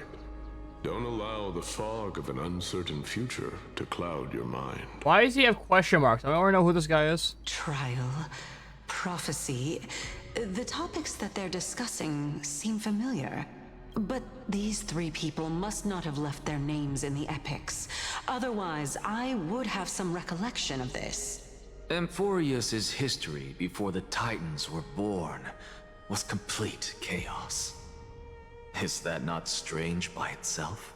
I have long held 3 hypotheses about this. However, let's continue watching for now. Okay. Calypso, Polixia, and this warrior. I seem to have met him somewhere before. You know who this is, Cass. Regarding this matter, Nias, are you confident that you'll complete your trial? Of course. Though, I am worried about what will happen once I've emerged victorious. Looks like you have made up your mind. Yes, this is the safest course of action. Completely separating courage, honor, tenacity, sacrifice, and reason. You really know how to make things difficult. Please, young lady, witness my fall and demise. Lady Calypso, you shall host the soul-rending ceremony. I do not understand. Why would you dare to sacrifice yourself for a future that you won't get to witness? Because he wants to die, bitch. Because this is our destiny. Damn right. The power that resides within me is so intense that I will one day be engulfed by it. Furthermore, a valorous death before glorious return has always been the path I chose to walk. A journey I began long ago. If your sister or Chaos were in my position, I believe they would make the same choice as well.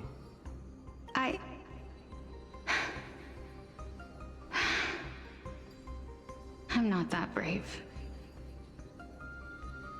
I don't know how I'm supposed to face such a serious affair. Stand up. Oh, wait. Despite being Death's chosen one, it seems you still don't know how to face it. Let's chat, young lady. Perhaps I shouldn't end my journey so hastily. Since there's still time, I'm not worried about letting fate wait a little longer. Of course. This warrior is Lord Nias. As the embodiment of Nikador's divinity, he entrusted his life to us and allowed humankind to end his madness. That means that what I'm currently seeing before my eyes is, in fact... Looks like one hypothesis of mine has already been proven true. These heroes are the true forms of the Titans, before they attain their divinity. Cool. If so, the chosen one of death that he speaks of is actually... Polixia? Is the previous form of Thanatos? But her appearance... If this is true, as long as we can find out where she went, we'll naturally be able to figure out the location of the Death Titan. Cool. But before that, we first need to witness what ultimately happened to Lord Anias. He fucking died. He's not here, right? So he died. The Hymn of Dawn. Bitch, I already have her in my lineup. She's right here. Nikador's courage is a testament that they have never once retreated from a battle. I've heard that these words are still engraved in Castrum Kremnos even today. It didn't occur to me that they were actually part of an alchemical formula. Sealed within this statue is undoubtedly his sacrifice. They use their own body as our city walls, keeping out and protecting us from the pervasive spread of madness. They are acutely aware that if the end times were to arrive, there would be nothing left in this world to conquer. What's this one? I believe that his tenacity is sealed within this statue. Before we fought Nikador, we also released it from the stone statue. That we did. That we did. Lord Nias's honor is sealed here. Incredible. The honor in this child's soul is so light.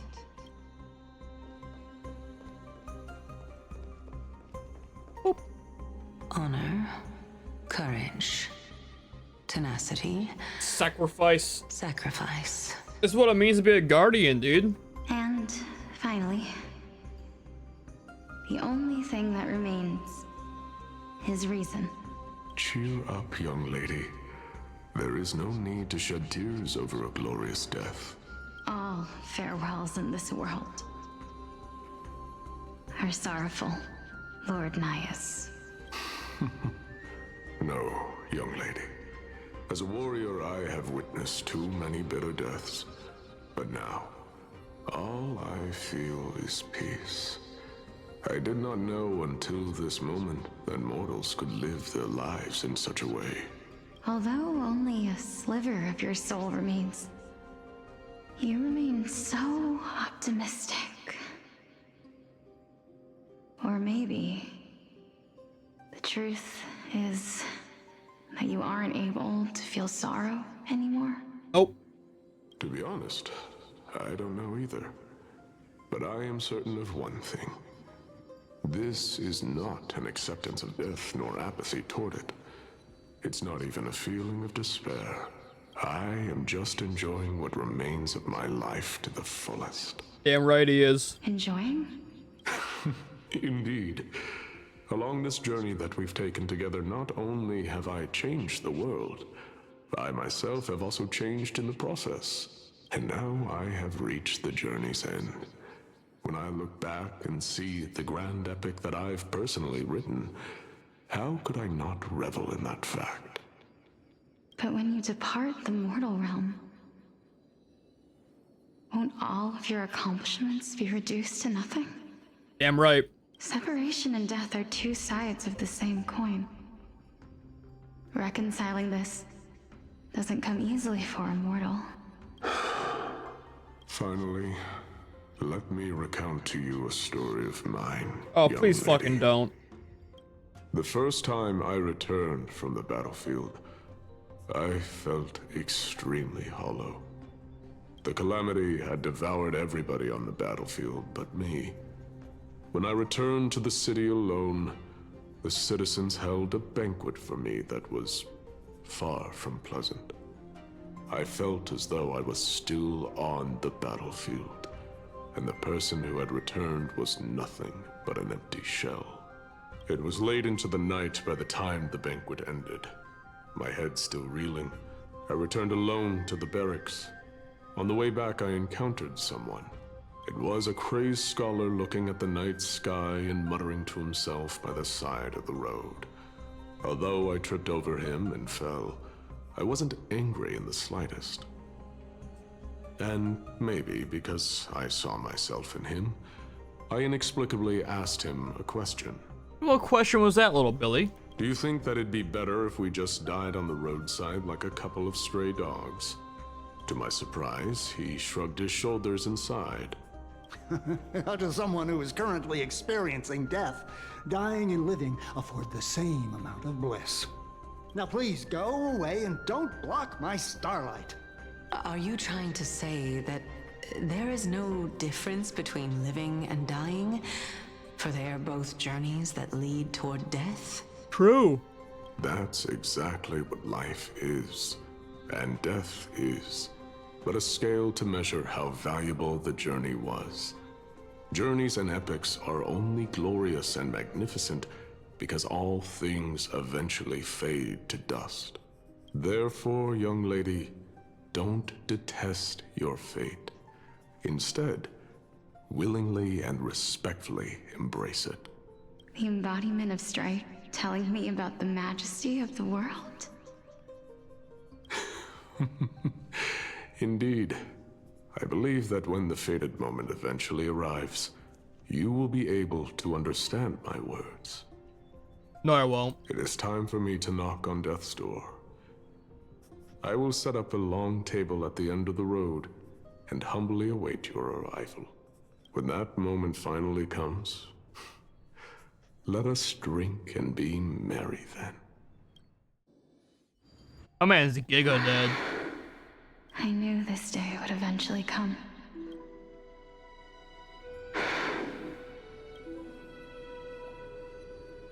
Are the both of you ready?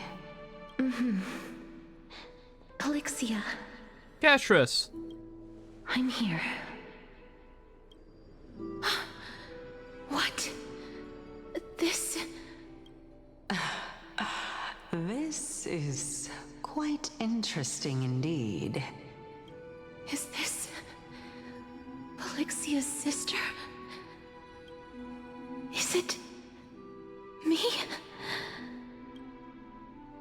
Now, it's time for us to fulfill our promises. Are you afraid? What are you afraid of? That I won't be able to do it. You shall wither, and through that, the dead will sprout again from the remains, and be reborn with the dead flame. As foretold in the prophecy, and according to our vows, once it all ends, we must face our fated moment head-on. Even if it was prophesized, do we have no say in the matter? It's so unfair. Why are we the only ones who are forced into mutual destruction? Let me do it, sister. Let me be death's sacrifice. I was never long for this world anyway. But you're different. I was the one who wasted your life after all. You're wrong, Calixia. I don't think that my life was wasted. Just the opposite. When I finally arrived at this destination and looked back at the journey I took, I discovered that flowers had long since bloomed along the path I walked. It was you who sowed the seeds for this sea of flowers, one that is more beautiful than the promised land at the end of the world. Besides, I have lived a fulfilling life. Even though I was fated for sacrifice, none of the things that I've experienced will dissipate. Instead, they'll forever live on as memories inside your head. Will they not? How could my memories of you ever compare to the actual you? Well then, tell me, what exactly are we?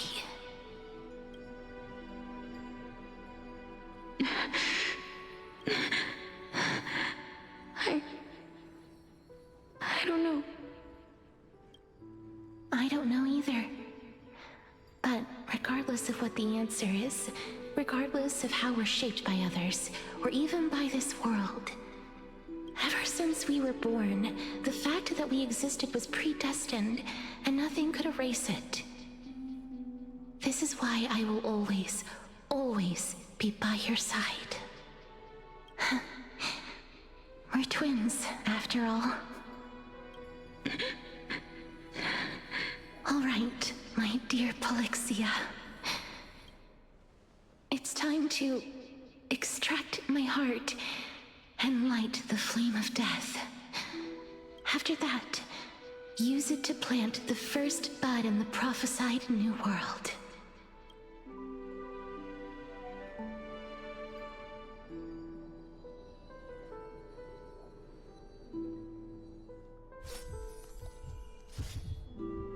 Kills you? If I imparted my Sex knowledge style? of the art of alchemy to you, would you use it to resurrect someone you loved? Death is inevitable. In the days to come, I am certain that someone whom I cherish deeply will leave me for good. If such a mighty power really existed, I think I would use it without hesitation. Even now, my answer remains the same. This is why, sister, I promise you, in the prophesied new world, I shall plant the first bud on your behalf. Go now. Return to the ocean god's treasured pearl, our hometown. I shall open wide the entrance to the Netherrealm and grant you a second life. The living beings on this earth shall respond to my call and lead you to the sacred daylight. Remember, do not look back on the land of the dead, and do not stop. Oh, we know where to go now. In the new world promised by the prophecy, march toward your new life. As for the price of our equivalent exchange, let me be the one to pay it. Everybody, we've come to the end. Unfortunately, I am not compatible with the Supreme Being, so I was unable to completely fuse their soul into my own body. However, being able to glean all this from them is exciting enough. I'm certain of this now. Before the Titans that we are well acquainted with were born, a group of heroes roamed the land. These heroes followed a prophecy and took possession of divine authorities one by one, until they eventually became the pantheon of the new world. Just like the flame chase journey of today, Amphorius's history is cyclical in nature. Huh. What a startling revelation. This means that the demigods, who bear the core flames, will also become the new Titans at the world's end, thereby shaping a new world? I believe that this is the truth behind the Era Nova, as mentioned in the prophecy. This is utterly unbelievable. Isn't it? Besides, those twins in the past, even if they really are Thanatos, Their whereabouts are still unknown, even today. Are their whereabouts truly unknown? Didn't Polixia mention that seaside town? The birthplace of alchemy and the tale of the dragon. In our world, there exists a city which perfectly matches that description. Styxia. But the people there worship Vagusa and bear no relation to Thanatos. I have also never been to that place, as in the time of Idonia, it had long turned into underwater ruins. Time to go swimming then. Take this. This is... the new Sporist masterpiece, the Philosopher's Stone. It was made by transmuting all of the sages' wisdom into a single entity, with their flesh and blood as its foundation. That's hot. Remember? I've mentioned before that the art of alchemy is all about conversion, tempering, and ascension. This process also applies to the pursuit of truth. Regardless of how unbelievable this sounds, the truths of the world have been refined from the impurities. Think about the story of the dragon. This stone will lead you to your real hometown, allowing you to reform the door to the Netherrealm and discover Thanatos' fate. Cool. You still look as confident in your victory as ever. But what if your conjecture is wrong? Simple. I shall merely admit to the entire world that my experiment was a failure. However, my line of thinking will not fail because I have already planted the seeds of doubt into the hearts of the masses. Actions speak louder than words, Castoris. With the assembly about to begin, don't forget the promise you've made. I've already searched for so long. I'm willing to try one more time.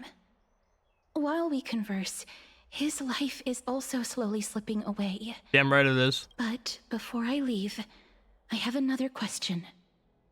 What exactly did we witness just now? That was the world imprinted in Kefali's soul. If we are to prove its existence, you must take the final step. Go. Do not disappoint me. I understand. Okay. Hey, child of humanity. Don't get antsy. I still remember the question you posed to me. As a scholar, I do not wish to offer up ambiguous conclusions. Let's discuss this topic again when she manages to find the evidence. I merely wanted to ask, was that stone transmuted from your heart? Damn right. If so, rebirth is no longer an option for you. Why not? When I was a child, I lost someone dear to me. When I was a teenager, I lost my faith. A while back, although you saved my life, I also lost my soul in the process. Now I'm merely forsaking my body. What's the big deal? Why are you always finding ways to die? Isn't it good to be alive? Not for this fucker. This is but a necessary sacrifice on my path to transform into the purest of them all. Can someone who's dead even claim to be the purest of them all? Furthermore, if your hypothesis is proven correct, does it not just confirm that the myths are true, and thereby invalidate all your theories? No, it's just the opposite. If my hypothesis is correct, it means that I can actually ascend to godhood and reshape this absurd world that you all have created. Cool. Back to me. Currently. That's a lot to take in at once.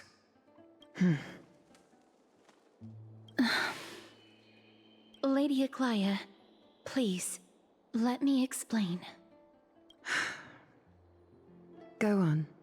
You know that the core flame of death has always been the greatest unknown regarding the Era Nova. which is why both you and Kindness desire to gain the power to control that core flame in the approaching Citizens' Assembly. Professor Anaxa has come to a consensus with Kindness. They want to suspend the trial once Thanatos' core flame is reclaimed, hoping thus to eradicate death from this world. If they're successful, then the flame chase journey will cease, and Akama can enjoy everlasting peace. But I know this runs counter to your wishes. So long as we do not usher in Era Nova, the Black Tide will never be eradicated. Even with Lord Mighty on the front line, and the Black Tide not posing an immediate risk, the danger nevertheless remains. True. Honestly, it's difficult for me to assess the pros and cons in this decision. But someone must bring the core flame before we can begin negotiations over it. The Titan could be very near. I cannot let this chance slip by. Besides, someone has to make this trip to bring back Mr. Soul. Why do you call me Mr. Little Gup? Well said. You already had every reason to seek an audience with Thanatos. It's that great performer who has weaponized your wishes and placed us in this difficult situation. A world without death. Do you desire that too? If fate dictates that my path must oppose yours, I will do all I can to resist it and protect what I aspire to achieve. Okay. Lord Mighty showed me that without taking the first step, all talk of what follows is moot.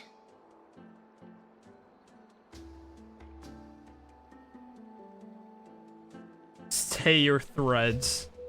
Unsure what to say, but offer a smile. I have always hoped to hear you speak your mind, Cass. And I am glad to have heard your true thoughts. Styxia. I visited that place in the past. Though it is now an island surrounded by the river of Soul's torrents, it's not hard to see its former splendor.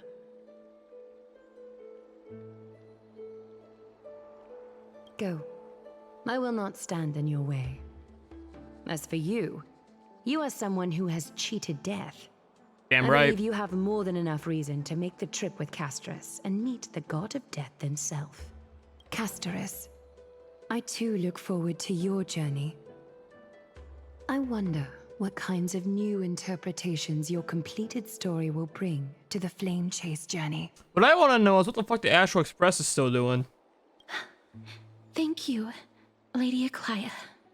I hate to put a damper on this heartwarming moment, but if Styxia is now an island surrounded by the river of Soul's torrents, then how do we find a way in? Lady Treby is probably... The answer is quite simple. We swim. In the myths, Zagreus once made the domain of the dead their treasure vault. That is to say, they could enter and leave the nether realm as they pleased.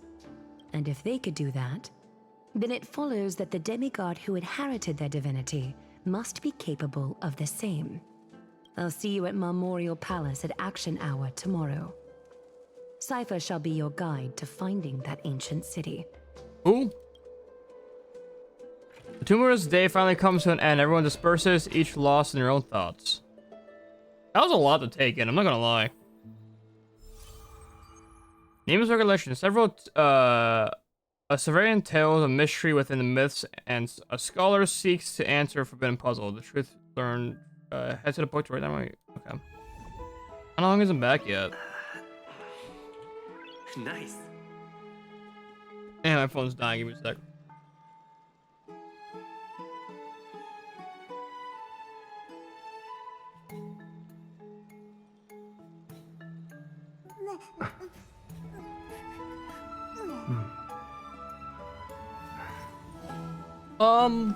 I think that's a good stopping point. We've been playing this game for 4 fucking hours. Damn. That was also a lot to take in. I only saw like half of that because it was like really a lot for me. I'm also pretty sure I'm missing a whole bunch of fucking achievements during that too. And we got new as written. We'll read that later. We'll probably continue this again tomorrow, but before we truly stop this game, I do want to come up here. Would like to find at least all the chests It's here. still early. Where to now?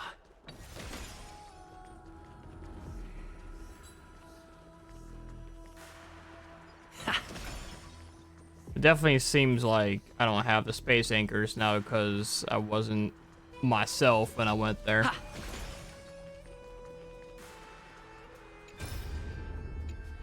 Oh, okay. I gotta learn the lore that I'm not gonna read, dude.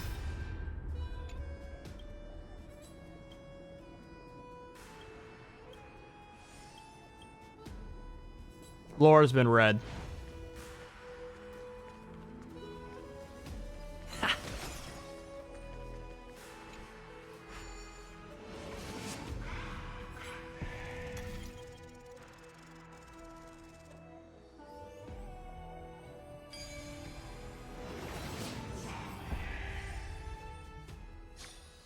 So that's how it works.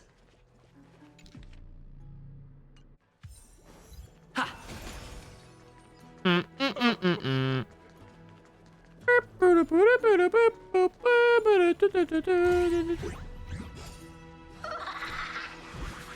Well, fuck you too then. I just wanted to read that.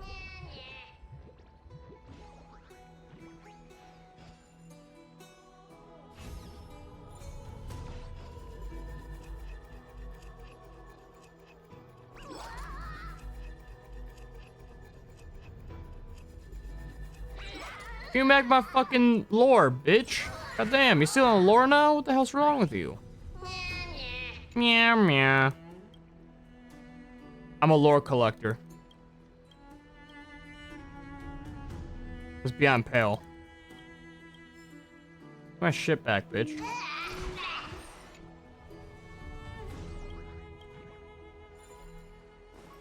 I'm a lore collector. I don't read it, though. Splendid gods once walked the paths we walk. Splendid gods once walked the paths we walked. Shut up, bitch.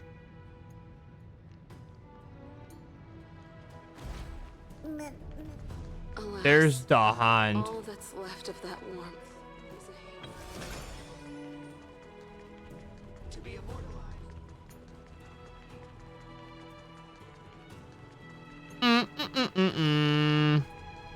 Keep going up.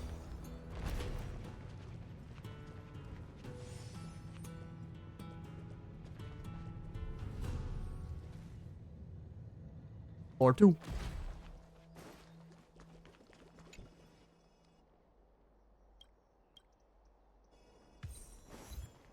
I call for the end of the debate.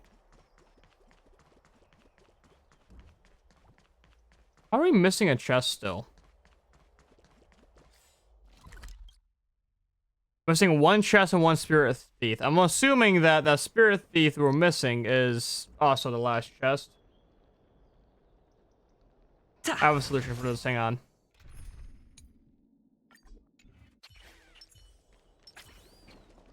Sniff it out, bitch.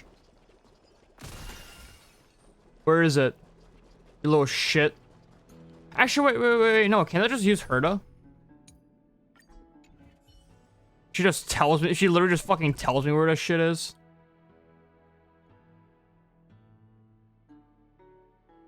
I guess not.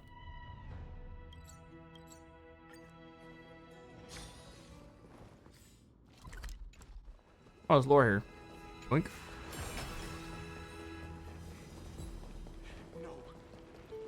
Where lore? This lore wasn't here before, bro.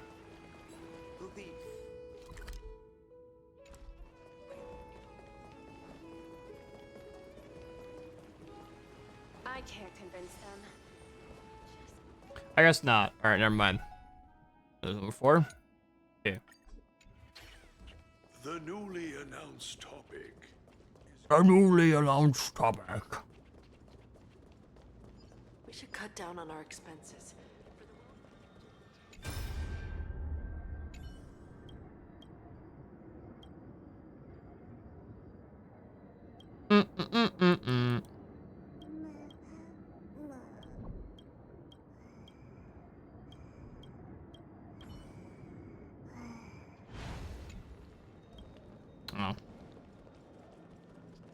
more lore.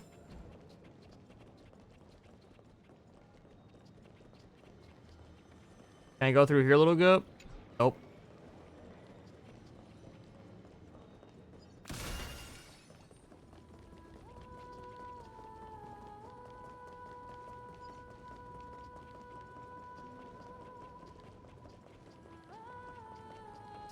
Man, I can't. Where the fuck is this chest? You too.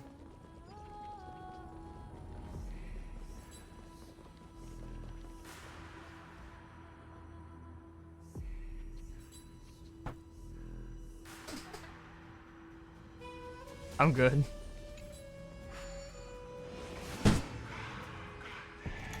I want to find this last chest.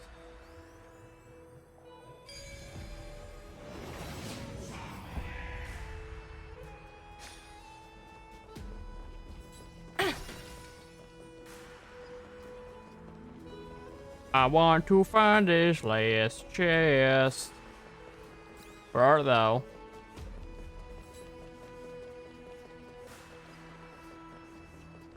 Or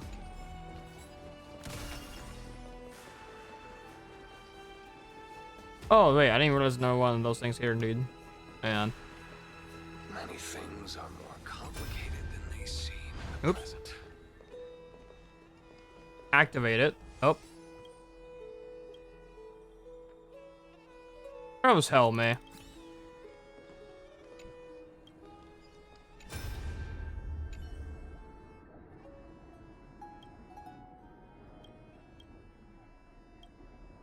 Skips all of the lore.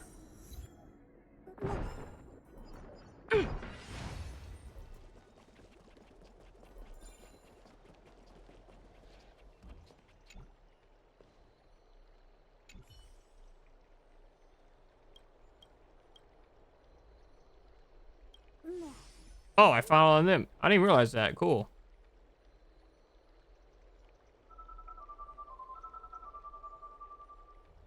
I get it. Kung fades, the only piece of golden brochet remains floating in the air. The government make waves of hand splits. Okay. I get it. Can I stop reading this? Crash forward in a dawn cliff. Only path to be caught of programs to fall. Okay. I'm gonna try to remember that when I go there a little bit. Oh, found it. Oh, it's right there. You bitch. Meh, meh.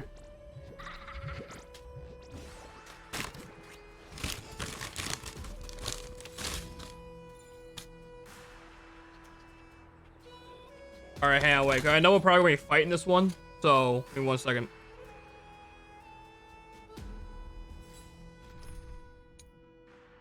Well, fuck this dude up. Exile.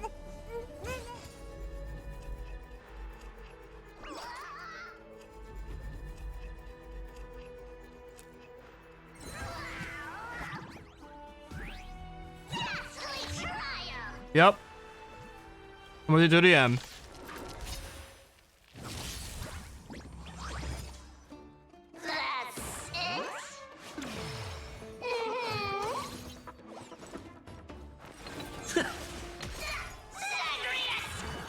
I should have summoned Mem. Bring us victory.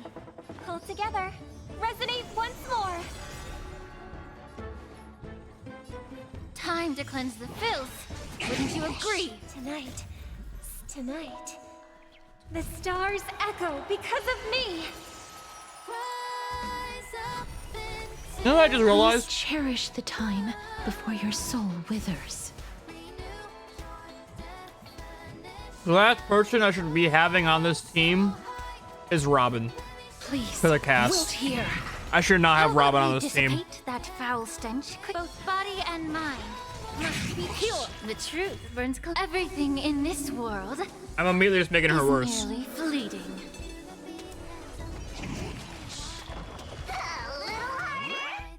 A little harder.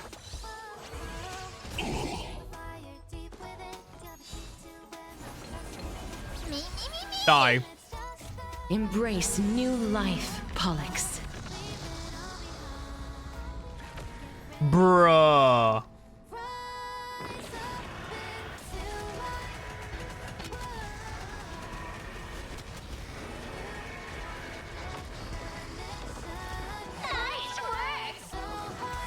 Hi, bitch. It's still early. Where to now? You flatter me. Get my chest, bitch. Yummy. There. Is that everything here? Should be. Cool. We got all the things.